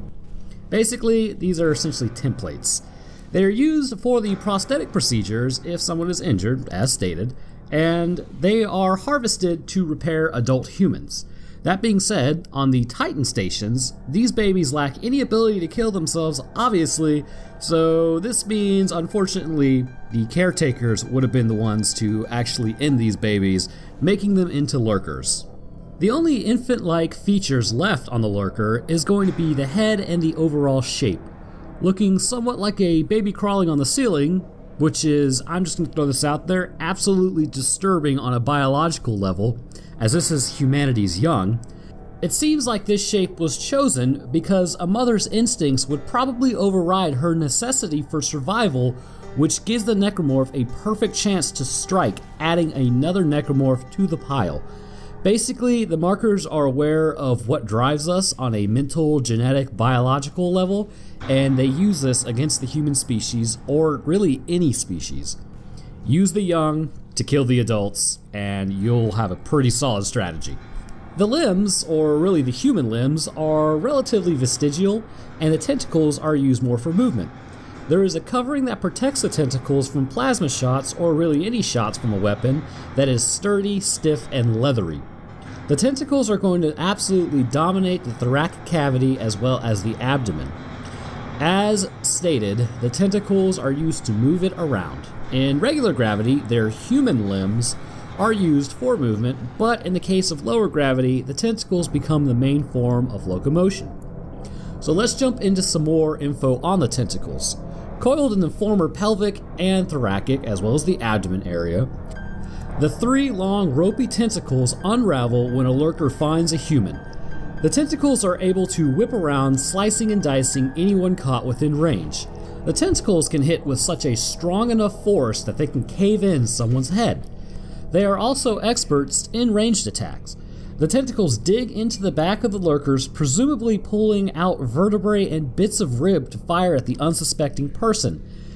And let's just say, your bones don't hold up as well to blunt force trauma as their bones are applying to you. If a pregnant mother comes in contact with the marker signal, this can change the unborn child into a lurker while it's still in the womb. The marker signal is also able to change lurkers while they're in the artificial wombs when they are essentially just being used for biomass. In the case of an actual human womb, it is assumed that once the lurker becomes a lurker rather than a baby, it will burst from the mother, killing her, and she becomes a necromorph as well. The signal is fairly adaptive in which changes the lurkers, because seen in Dead Space 3, dogs begin to become infected and turn into lurkers as well. There has been one instance of an adult being turned into a lurker, but it has stopped after that one instance. My theory is that this only happened once, and it was maybe due to the fact that it was a smaller adult and it did not have the required biomass to become a slasher or leaper, thus rendering them a lurker. There are enhanced forms of lurkers as well. They appear all black with red eyes. They are also stronger, and the tentacles fling vertebrae harder, causing more damage. At range, a human can also be pretty deadly to a lurker if equipped with the right weapons. When the tentacles are exposed, shooting these with a well-placed shot can sever the tentacles, rendering the lurker a non-issue. The key is to not lose track and keep sight of them. They can quickly move from wall to ceiling to on you at a moment's notice. If this is the case, it is advised you get them off as quickly as possible. If given enough time, they will size you up and jam their tentacles into your neck and then fire the tentacles. This will cause instant decapitation and subsequently death of the person. The good news, however, at least for those who've ever considered punting an annoying child at a restaurant, is that they are fairly lightweight and cannot handle blunt force trauma. You can throw them off of you and with a swift kick disable the lurker permanently. I say disable over kill because they are really no longer living, so don't too feel bad about punting a baby. Twinkle, twinkle, little star, how I wonder what you are. Have you ever wondered how many children you could take in a fight? Yeah, me neither. But for education purposes, we will check it out anyways. So break out the Excedrin and whiskey, because today we're going to deal with the Pack. To quote, "Before the outbreak, the sprawl contained a lively population of youth who contributed to the community's vibrant energy. Now as the Pack, they move as one, engulfing their prey, leaving nothing in the wake of their destructive path. The Pack is going to be a large group of necromorphs that use their numbers to bring down the prey rather than their physical size or strength. Besides the infant and baby necromorphs, this is the only other necromorph that uses an adolescent's body to create a necromorph. The Pack, as the name states, is not really considered to be made up of individuals. While there are individuals themselves, they move and operate more as one. They use this cooperation to act as a greater summation than themselves alone. Typically, you will not see one Pack member alone, as they are easily dismembered and dealt with when they are in that vulnerable state. Other necromorphs exhibit much greater mutations of the body than does a member of the Pack. A Pack member is going to show signs of some slight change, but overall, these are going to be negligible, and barring their giant bald heads, they still relatively look like children. So I just wanted to cut away for a moment, because I think I have a hypothesis of why this is the case. My thinking is this: adults react to children. So if something looks like a child, then adults are going to approach it, thus giving the Pack member a better chance at creating another necromorph. This isn't explicably stated in the game, but it stands to reason that the markers do not alter the children as much so that they can actually increase the infection success rates. Anyways, back to the characteristics. So the Pack member shows that the process of mutation can occasionally be very reserved. The particular necromorph is made of a full, mostly undamaged adolescent body. That being said, the body does show damage of how the child was slain by presumably classmates or other necromorphs. The stomach region of the Pack member has usually been ripped open and the skin is gray from death. The hands of this necromorph, or whatever's left of the hands considering they had to be infected first, have had the fingers replaced with long, strong, sharp, bony protrusions that are used to slash at the enemies, giving them much of the same fate that befell the necromorph. Due to the new structure of the hands, the wrist has also been strengthened to take the blunt force of striking living humans, providing it with the reinforcement necessary. This gives the necromorph the ability to not only slash, but grip, and also, in some cases, rip as well. The shoulder blades have extended outwards from the ribs, and the thick muscle and tendons have sprouted between the two blades. This continues into the arms, making them much more powerful than a child's arms would be, and probably much more powerful than the average adult. Due to all these changes, a pack member can rip a full-grown man limb from limb if the person does not get a handle on the situation quickly.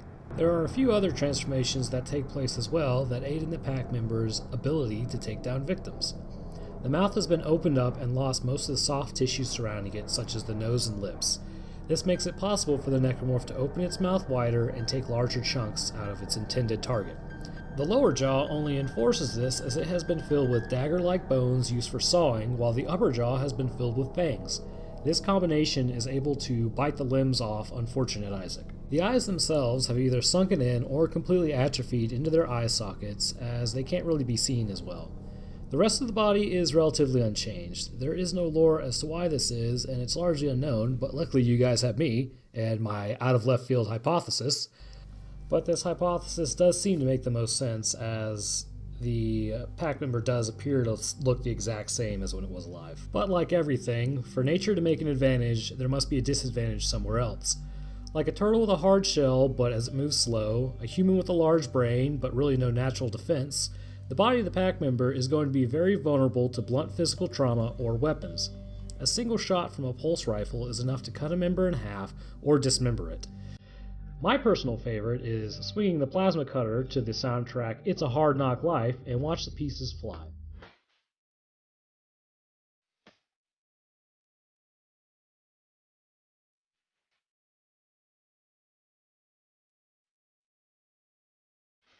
All of these indicate that two possibilities exist. Either the body is highly stressed due to the new connective tissue network, or the skeleton is poorly maintained. It can be easily seen that due to these disadvantages, that they would need to earn the name as the Pack, and actually attack as a pack. A member is going to be quite fast, and will inspire the fear as it constantly shrieks at its intended target. This shrieking is not only to intimidate, but also the individual member coordinate with each other due to this screeching. This shrieking is possible due to the minute changes of the overall form of the necromorph. The vocal cords are still intact, which means they can still yell, and this yell can cause disorientation, confusion, and panic in the victims. This coupled with the claws means that the would-be hero quickly becomes a pile of arms and legs minus a head on the ground. A successful method to counter a pack member is to pull them into one area where your back is against the wall and keep firing your weapon. If they get in too close, swing for the fences. Pack members like to try to sneak up behind you to complete their attacks, so you never want any space open behind. If you do not heed this advice, things typically won't go so great for you.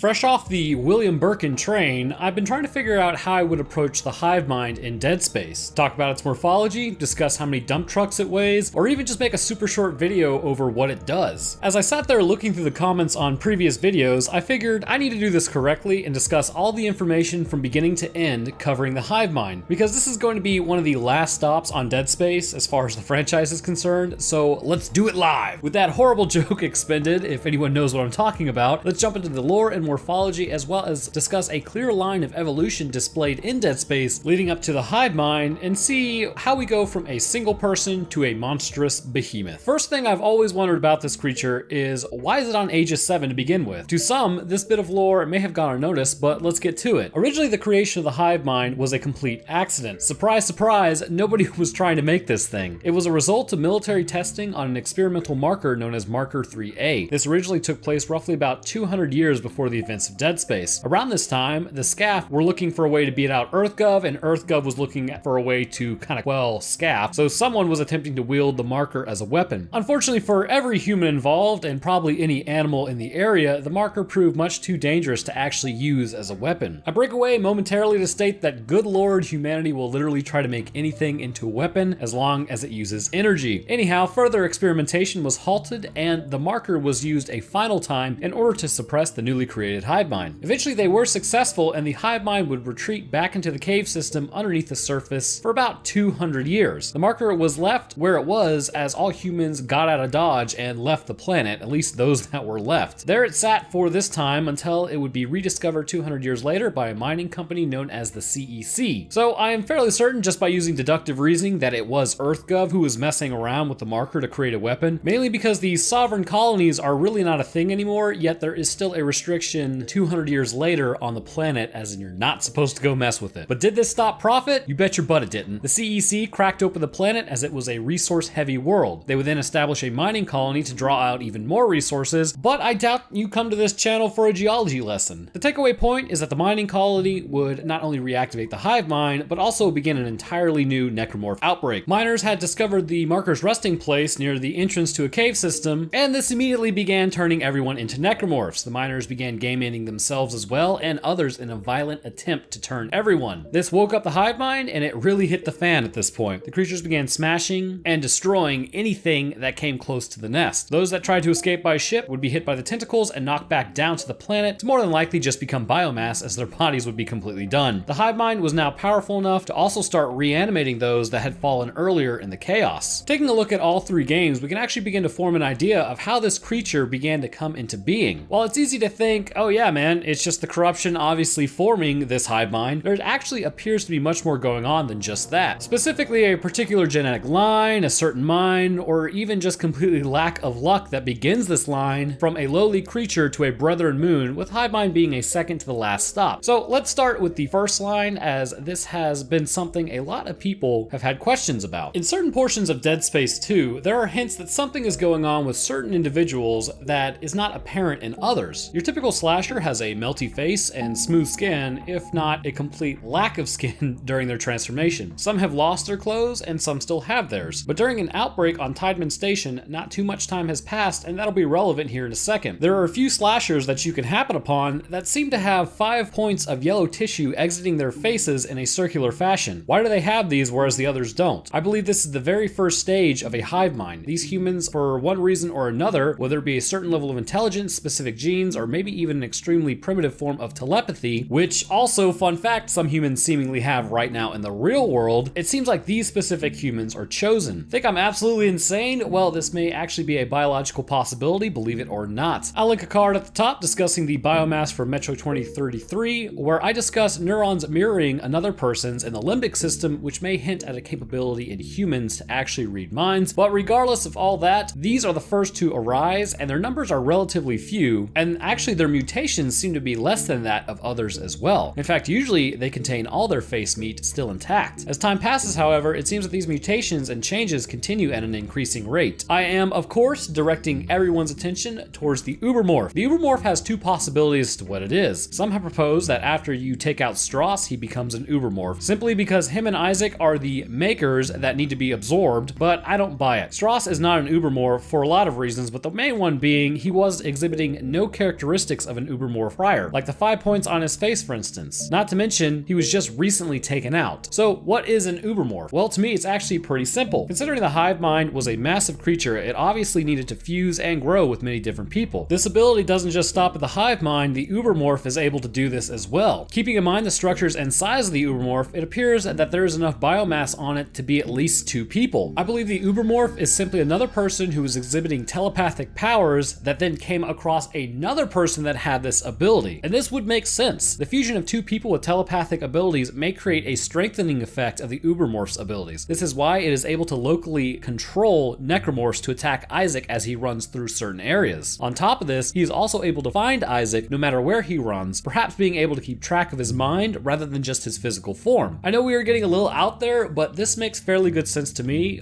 Actually, let me know down in the comments if you think it makes sense to you as well. So leaving the Ubermorph, you may be wondering to yourself, well, how does it get so freaking large then? Well, there is another intermediate point you may not know about. As far as we know, Dead Space Mobile is still canon to the series, and a lot of you may have actually not played it, but there appears to be another stage which does break character of what the hive mind looks like, but it is much smaller. This could be a stage between Ubermorph and hive mind as more biomass is added to the creature. Not to mention, this appears to be referred to as an immature hive mind in this game. I would also say that maybe this creature exists in its current form because there may not have been enough people who were pre presumably ubermorphs to make the leap to hive mind. And I base this point because of what we find on the Ishimura. In hydroponics of this ship, we find a mass of tentacles and flesh that truly does appear to actually be the beginning stages of an immature hive mind. It seems that really the only reason it has stopped from becoming an actual hive mind is there's not enough biomass. And due to this being the case, it eventually just stopped growing, or maybe we just caught it early. At any rate, the similarities are uncanny as you fight it, as it uses the tentacles to smack you, but it also has a giant mouth at the center that begins to look very similar to its later forms. And the final thing I would say about it, it is able to actually shoot out explosive sacs, which the hive mind does as well. So it definitely appears to be an early form of it. But then we get to Big Papa. The hive mind is being made of hundreds, if not thousands, of human bodies. After converting all the military personnel 200 years prior to everyone noping off the planet, it lay dormant in wait for any who would arrive. Luckily, humans did show back up because of the delicious resources. It would reawaken and presumably begin to absorb the human colony and everyone in it. This no doubt would have strengthened it in ability and scope. The marker was taken away from the planet and brought onto the Ishimura. Upon being manipulated by the marker though, Isaac brought it back to the planet. Should the hive mind get close, this would presumably trigger a convergence event, and in theory, could spark the creature to becoming the Brethren Moon. But we will get to that momentarily as well, because we are discussing everything. The hive mind is anything but stupid. After being composed of presumably ubermorphs, immature hive minds, individuals displaying hive mind traits, and those that were just biomass, this creature would have grown in intellect and size. It exists in a crater so deep that we cannot really see the bottom of it, and it towers over Isaac and buildings when it comes out to play. So large is it that in another portion of time, those trying to escape in ships would be fleeing at great speeds into the sky and would still have this thing keeping up with them and remaining in their field of view. Anyhow, this long worm creature seemingly exists in the crust of Aegis 7. It is still completely unknown how large it actually is, and it never shows its true size. It's not crazy to think that what you're seeing is just a very small percentage of it as its body snakes through the cave systems. And presumably this could go on for miles. Apart from this, it's not invincible, nor is it unique, believe it or not. It is simply just a stage. Concerning its invincibility or lack thereof, shooting internal organs appears to be detrimental to it, like it would be for any other creature ever. With other necromorphs, body shots do nothing and only really destroying the limbs take it down, but this doesn't actually kill the necromorph. But the hive mind, somewhere in there is a switchover point where it goes from just being reanimated dead tissue to a living creature once more. Shooting these yellow organs will cause it great pain. On top of this, shooting the yellow points on its face appears to damage it as well, though it is not known what they connect to actually cause this damage. Large tentacles stretch for hundreds of feet and are used as offensive weapons when you finally start damaging this thing. One thing I did want to talk about as well is the hive mind in Dead Space 3. Seemingly, this hive mind is made out of one Tau Volantian, and judging by the giant Tau Volantians we actually see clustered around the machine, this means they have indeterminate growth, so this actually does hold up that this would just be one Tau Volantian. Anyhow, judging by its face versus the lack of face on the human composed hive mind, I would bet money on this being the case. This seems that much like how a convergence event is started by enough biomass, a hive mind can be spawned by biomass alone instead of having to be composed of multiple bodies. Its intellect is also quite pronounced, as seemingly it lures humans back to Aegis 7, switching back over to the human composed hive mind. Now we know due to later games that the hive mind is really just something of a conduit for the Brethren Moons, specifically the one found orbiting Tau Volantis, but that does still mean it shares the intelligence of a Brethren Moon, and as such can manipulate and push human minds and bodies around like pieces on a chessboard, which it does when it makes Isaac work with the marker to return back to Aegis 7. So let's jump into the morphology of this creature. I did touch on it briefly earlier, but let's go a little more in depth. This creature is straight out of a Lovecraftian novel. Its face is nothing but a mass of flesh and teeth with no discernible facial features. At least the one concerning the human composite hive mind, because the other one definitely does have a face. A second mouth comes out of the main mouth, lined with teeth, and tentacles are abound. These tentacles are used for offensive capabilities as well as entrapping Isaac. The rib cage appears to be made out of almost insect-like appendages protecting the yellow sacs in its chest. Truly, this thing is really the stuff of nightmares. As you first fight this creature, there are many different outcomes though. If Isaac is successful in his endeavors, he will defeat the hive mind, causing enough damage to the yellow sacs, which I imagine translates into internal damage, just like if you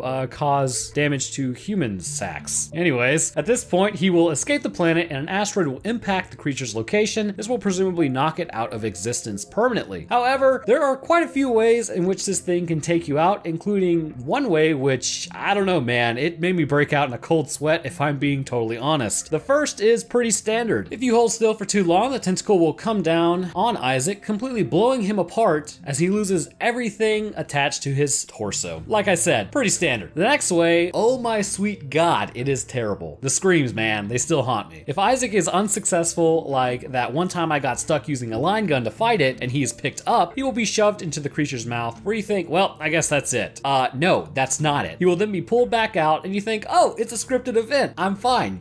It is a scripted event, but you are not fine. You will be ripped back out and notice that you are missing your forearms. Don't worry, this is only momentary. The creature throws you around and eventually you are put between the teeth. You are pulled with a final yell and are ripped in half and eaten. Good lord, that is just absolutely brutal. Not my definition of a good time. But again, I must say, this isn't even its final form. We have one final stage that the hive mind progresses through, and to our knowledge, this is where it ends. The facial structures appear to change somewhat from individual to planetary conglomerate, but the similarities are still there. The brother moon is the final stage. The mouth is the same, the yellow points are lost but are replaced by vulnerable eyes, and at this point, the hive mind has succeeded in turning everything on the planet to necromorph and will link up with the other moons to continue this network. So there you have it. I believe that I have drawn a clear line of succession from individual to brother and moon. It's all about those 5 points on the face. The hive mind is a massive creature who is simply another step in this line on its way to its final form, the assimilation of planets'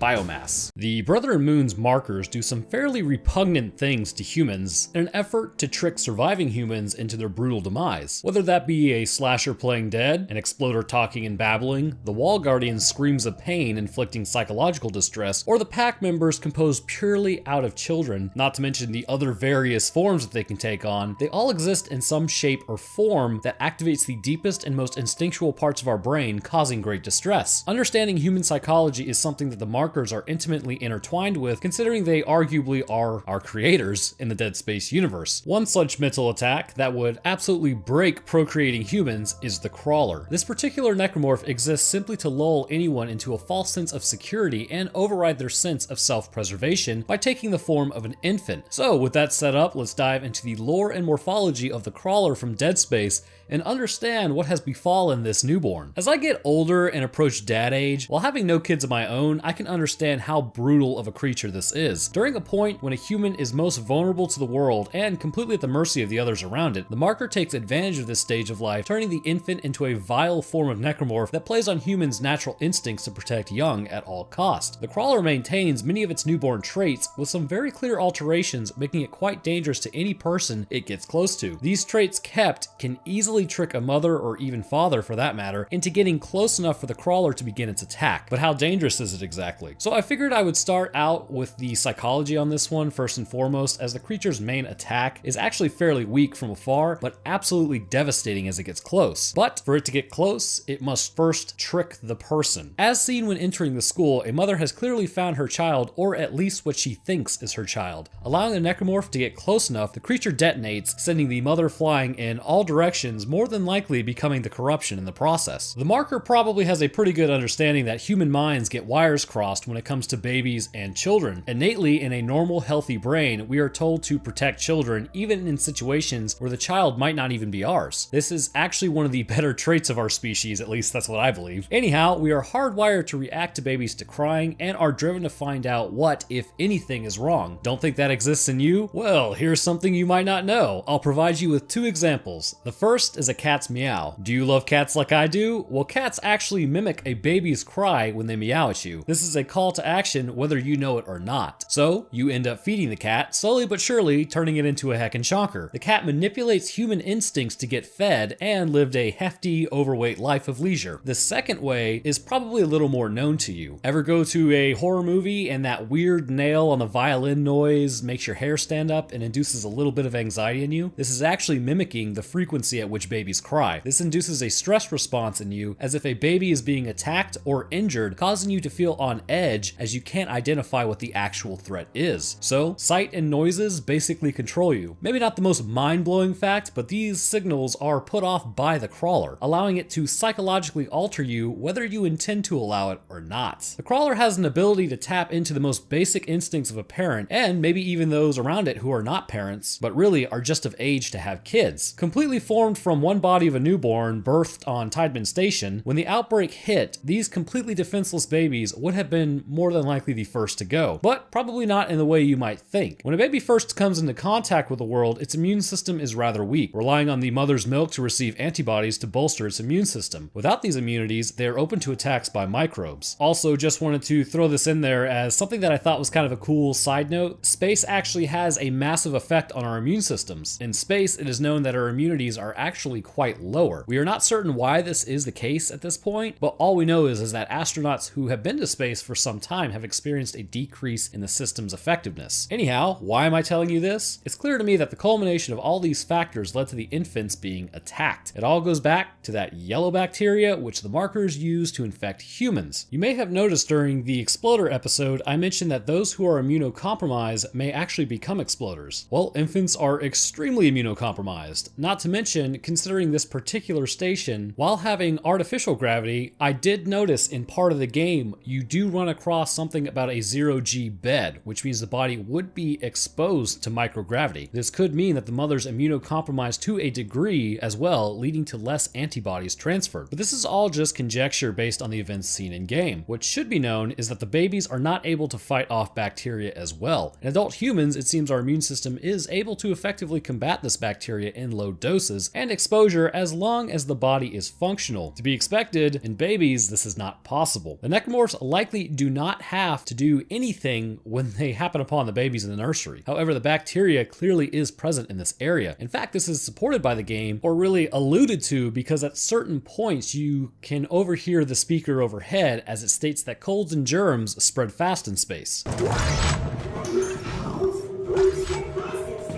Be sure your children's vaccinations are always up to date. This is true. Due to close contact with adults, children, and other infants, this bacteria more than likely began to bypass a newborn's immune system, turning them quickly into what we see, possibly even well before the actual outbreak began. This idea does seem to hold some water as far as I'm concerned, for the reason that A, when you reach a certain part of the school, an infector can be seen running by, meaning that the bacteria is present in large quantities, more than likely stemming from this infector, but also B, the newborns are exploders. As seen in the specialized version of the adult necromorph known as the Exploder, this collection of yellow bacteria exists in volatile quantities. I know we have discussed the exploders before in detail in my previous episode, but I did want to bring one more thing to your attention. During my Weezer episode, I hypothesized that the bacteria may be creating methanol as a byproduct to change the atmosphere. This holds concerning the exploders as well. I thought maybe it was a form of natural hydrogen production, but methanol is perfectly viable as a fuel source and does have explosive properties as well. If the bacteria exists in mass quantities in the body of the newborn, this is entirely possible where it gets its coloring and ability to detonate. So, what changes has the infection caused for these newborns? Some pretty horrible ones, if I do say so myself. There was an uproar last time I started with the hands, so it seems that y'all really do prefer me starting with the feet. So, I think we all learned something about ourselves today.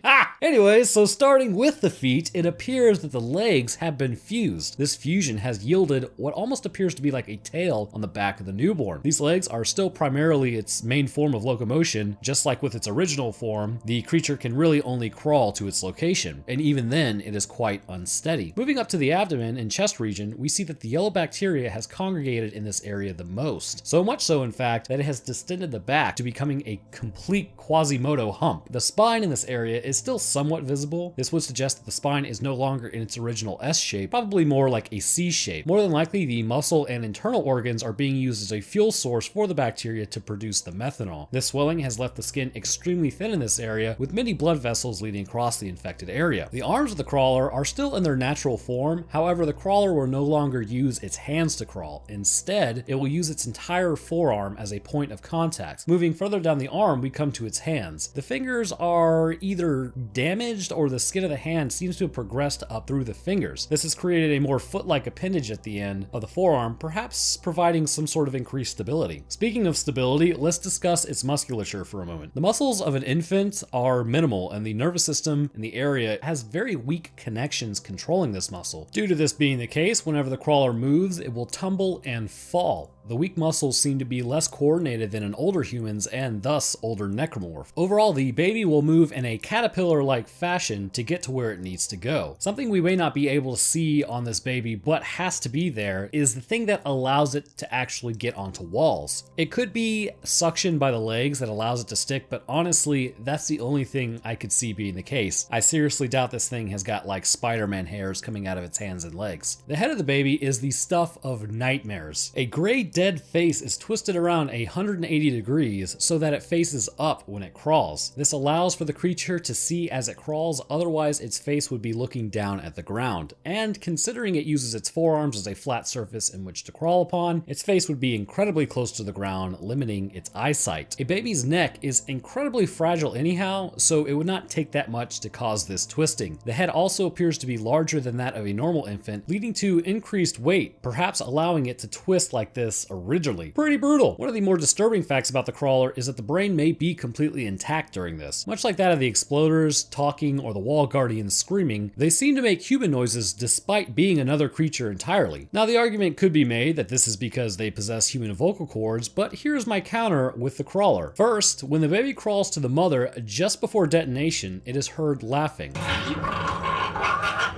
As far as I know, necromorphs typically do not laugh. Another indication that maybe this thing is still somewhat human is upon entering a certain room, a crawler can be seen laying on the ground. However, it is just sitting there cooing like a baby normally does. These actions should be noted as a waste of time normally by the Outbreak standards. And my final point is that the head is completely intact, and the way that the head is actually twisted around so that the baby can see means that the optic nerve would still need to be intact and transferring information to the occipital lobe in the baby's brain, which means you would still need an intact brain. So it's possible that the marker allows the brain to maintain some actions, which in turn would lure humans in or allow it to hunt much better. Again, pretty brutal. Crawlers are exceedingly easy to take out. Basically, just like a regular newborn. If you throw something at it at 50 miles per hour, it probably will knock its head off. That was pretty morbid. Anyways, usually the head is the first thing to fall off as it is very poorly attached to the frame of the body, considering it's at 180 degrees, of course. Again, this creature cannot do much damage from afar, but get too close with low health and this necro will send Isaac flying backwards with a few limbs missing to boot. Oh dear God. Despite having used this video several times, it's still pretty jarring if not interesting to watch. So clearly we all know what we are here for today, the lore and morphology of the Infector. A lot of you have asked for it, so let's dive into its creation, purpose, and changes that have afflicted this poor person. First, let's start with their actual, I guess, beginnings, as this seems appropriate.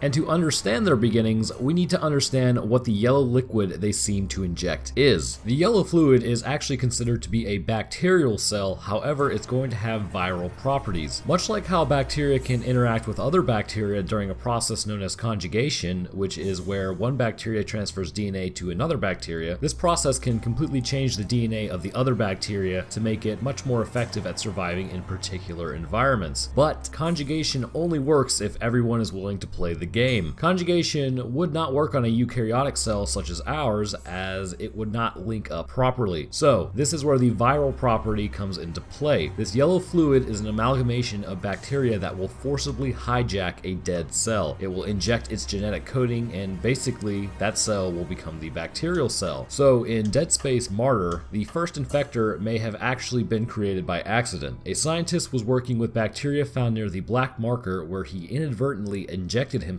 with the material. He slowly began to change into an infector, but quickly made his way to the black marker as it was known to force the bacteria to go into a dormant state. Upon arriving, the transformation process did cease. However, he was shot by security, showing that the DNA of the necromorphs allowed him to have a much higher pain tolerance than what would be normal for a normal human being. Eventually, he was captured and restrained to a medical table and taken away from the influence of the marker. There, his body began to deconstruct and reconstruct into the infector. This was all happening under a blanket, so it was largely ignored by other scientists. Eventually, though, this scientist would emerge and would start infecting others because he was now an infector himself. What I find interesting is how the bacteria works overall. From what it seems, it typically prefers dead flesh, but it can still infect living flesh. There appears to be a reason for this. Right now, your immune system is fighting thousands of different invaders, all trying to make you a host. Even breathing in the air as you watch this, your lungs are taking in mold spores that, if given a chance, could take root in your lungs, killing you and allowing the mold to flourish. Luckily, your immune system combats all these invaders and is actually even powerful enough to kill the person. But it seems that the bacteria with the viral properties has an Achilles heel, and that is going to be the human immune system. Much like my video discussing on how perhaps the brain has some self-preservation tactics when it comes to the marker signal, it appears that the body has also developed an immunity to the literal bacterial viral infection brought on by the yellow liquid. But then how would it immediately infect living hosts? I have a theory on this as well. If we take Franco, we can see that he was stabbed through the chest first. This stab would cause him to immediately begin hemorrhaging out, which means that your innate immune system would not be able to be activated, and it really wouldn't even have time to be activated. Just a quick rundown, you have kind of like two immune systems, the innate and the adaptive. Innate is going to fight the first signs of cuts, illness, anything it can. Any bacteria or virus that shows up, the innate is the first one on the scene and the first one to begin the attack. When the innate becomes overwhelmed, it will then call to help from the adaptive immune system. The adaptive is going to take pieces of the dead organism and study it, and then figure out how to actually precisely clear the infection. More often than not, this actually is going to work for most diseases. There are some that are able to get around the adaptive immune system by attacking it preemptively, but for the most part, that's how we survive. But again, for the adaptive to be activated, the innate must be activated also, or that's usually how it goes. So, with blood loss, while you still may be alive, the body isn't able to respond. Also, the adaptive takes a few days to come into play. So a stab to the brain almost immediately kills the host and allows the viral bacteria to begin to infect the tissue, rapidly turning them into a necromorph. But also concerning the infection of the scientist who was living, I'm going to have another theory on this. Some immune systems of people are already compromised. If an immune system is low or weakened due to a previous disease or genetic disorder, I could see the viral bacteria getting a foothold in the body, but it would still be a very slow process as there would still be some in-house fighting, just not very effective. So with the yellow liquid summarized pretty quickly, let's move on to how this creature comes to be and what are some of the first things we're going to see if somebody becomes infected. Well, believe it or not, there's actually some major giveaways as to who is going to become the next infector. When we enter the medical labs, there is a particular point in the game where it really just seems like it's a setup for a jump scare by a slasher. The slasher will come out and attack you while you are focused on the officer puking on the ground. But if you look closer at the action the officer is performing, you will see what's actually happening. He appears to be puking up the yellow liquid or bile. As far as the game is concerned, there are no pukers located on the Ishimura. So, what is this yellow liquid? It can be theorized that this is the same yellow liquid beginning to accumulate in the abdomen region, pushing him towards becoming an infector. When you come back later, the body is actually gone, meaning that something either grabbed it or he was turned. And since we do not see many other bodies puking up this yellow liquid, this is more than likely the beginning stages of this transformation. Now, this transformation from beginning to end will render the human host looking completely different and almost like a completely different animal. The first time I played Dead Space, I figured that these things were created either by human design rather than necromorph design, but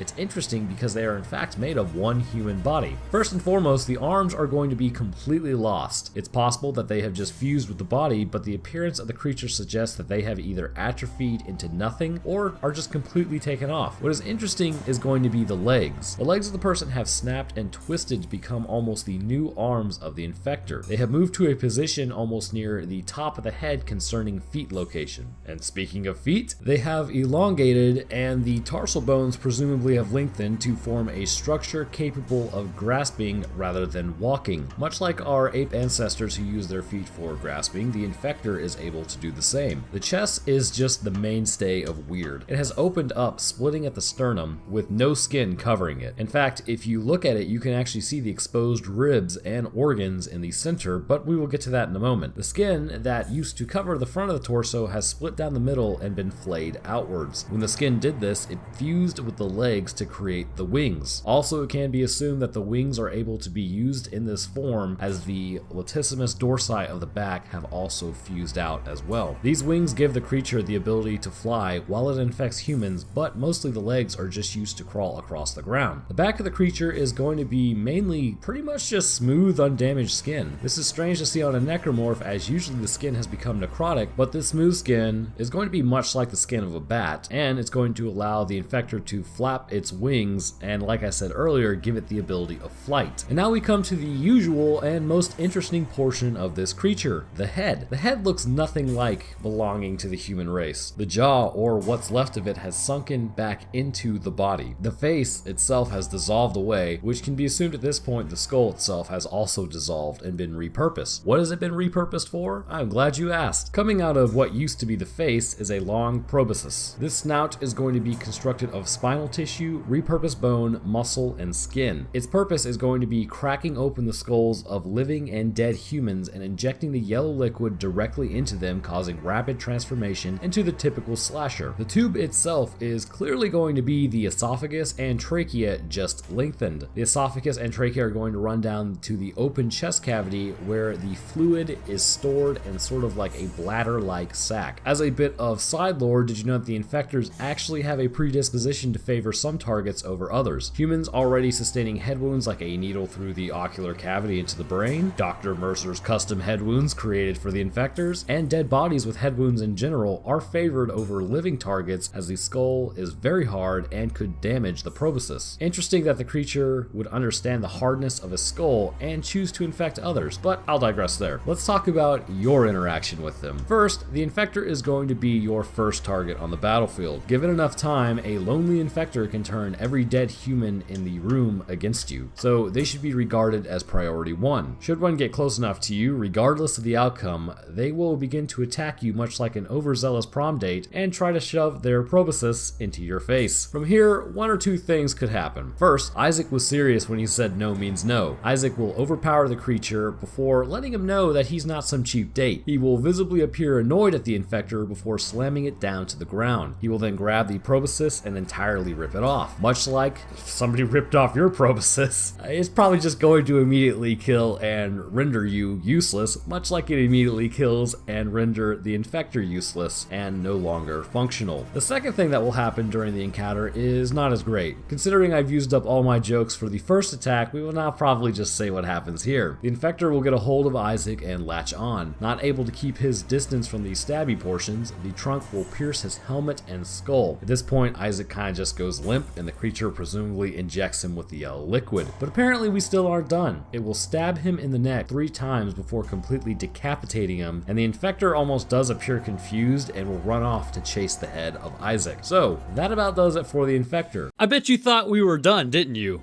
Surely there can't be any more Dead Space. You buffoon, you apps. Anyways, well, after this, sad to say, you are correct. But we do got time for one last hurrah. What was an early sign for humanity that necromorph outbreaks weren't really just a fluke? Well, besides the fact that the markers were alien tech, and that we knew that, at least concerning EarthGov. Well, a major clue was the overall attack pattern and how specialized necromorphs would arise. 2 in particular were known as aerial denial necromorphs. The first necromorph is known as the Guardian and replaced really, or just actually kind of glued themselves to enclosed hallways or near heavily trafficked doorways in order to block off entry. Using their tentacles, they would jab out so quickly it could completely sever the helmet and anything contained within that helmet, like a head, from the rest of the rig armor. These were typically males, but if you want to see a breakdown on those creatures, I'll link it at the end of the video. However, keeping the inside of the ship locked down wasn't enough, and considering the game is called Dead Space, other forms of creatures were needed to keep the zero-G environment in check as well. Enter the nest necromorph. This creature is usually found in areas without gravity and can sense humans who are non-infected as it opens up and flings homing projectiles. Seemingly, it's not just humans it can sense, but also vehicles as well, making it a much more heavy necromorph in terms of stopping power. So today we'll be covering the lore and morphology of these creatures, as well as where do they come from, and what sort of projectiles they seem to be hurling at everyone who just happens to be taking a spacewalk.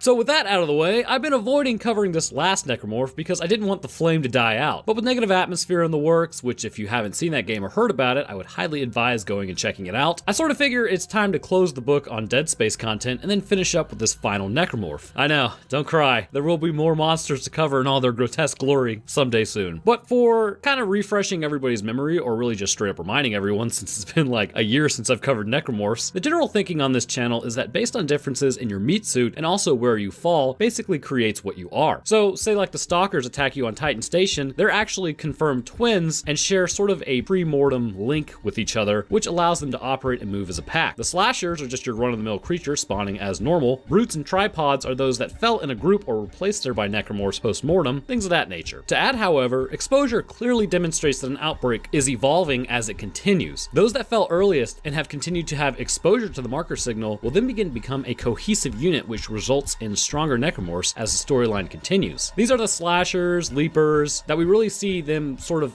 forming this greenish black skin and glowing orange or red eyes. They are harder to cut apart as presumably mutations within the body have continued, which has resulted in a stronger than normal joint connection and likely more bone formation on the outer skin to protect them from melee hits. The marker, seeing as it's a conduit for the Brethren Moons, also punishes those who resist. Some humans have shown the innate ability to resist the influence of these markers, whether it be Lexine, whose apparent iron will is able to override not just the marker signal in her own brain, but also create an area of proximity, allowing others to cancel out the marker as well. All the way to Isaac, who is in no means actually immune to the signal, but would have changed had he been taken out by Nicole and had not destroyed the neuron within his own brain replicating the same signal. And from what we have seen, it's usually intellect that allows people to override the signal at least for a short period of time, whereas people who are deemed not as mentally capable will fall extremely quickly. So presumably others have this ability as well, which is not looked on favorably in any capacity by the Moons. Those that may have been resistant, or at least partially resistant but unlucky, would succumb to the signal, likely due to a necromorph attack, but their brains may have been somewhat intact. The Guardians in particular track with this pattern with their screams of pain upon ejecting the pods from their midsection. It almost appears to be like a punishment. Another necromorph that can possibly be categorized into this section would be the exploders, who are heard talking to themselves quietly should they not know where you are. This would indicate the mind is still functional to some degree after becoming a necromorph. Which brings us to the Nest. Born from the corruption, the Nest is a much stronger area denial creature tasked with guarding the zero-G environments and potentially taking out approaching or fleeing ships. This clearly indicates that their purpose is planned to counter human or alien, in terms of Tau Volantis, means of escape, and because of this and the state that we find them in, it would seem that their brain would likely still check off the intact box, which may allow them to think to some degree, but with that said, they cannot control their own bodies anymore. And remember, this is still possible because at the end of Dead Space 2, remember that Isaac just javelins himself to the face if he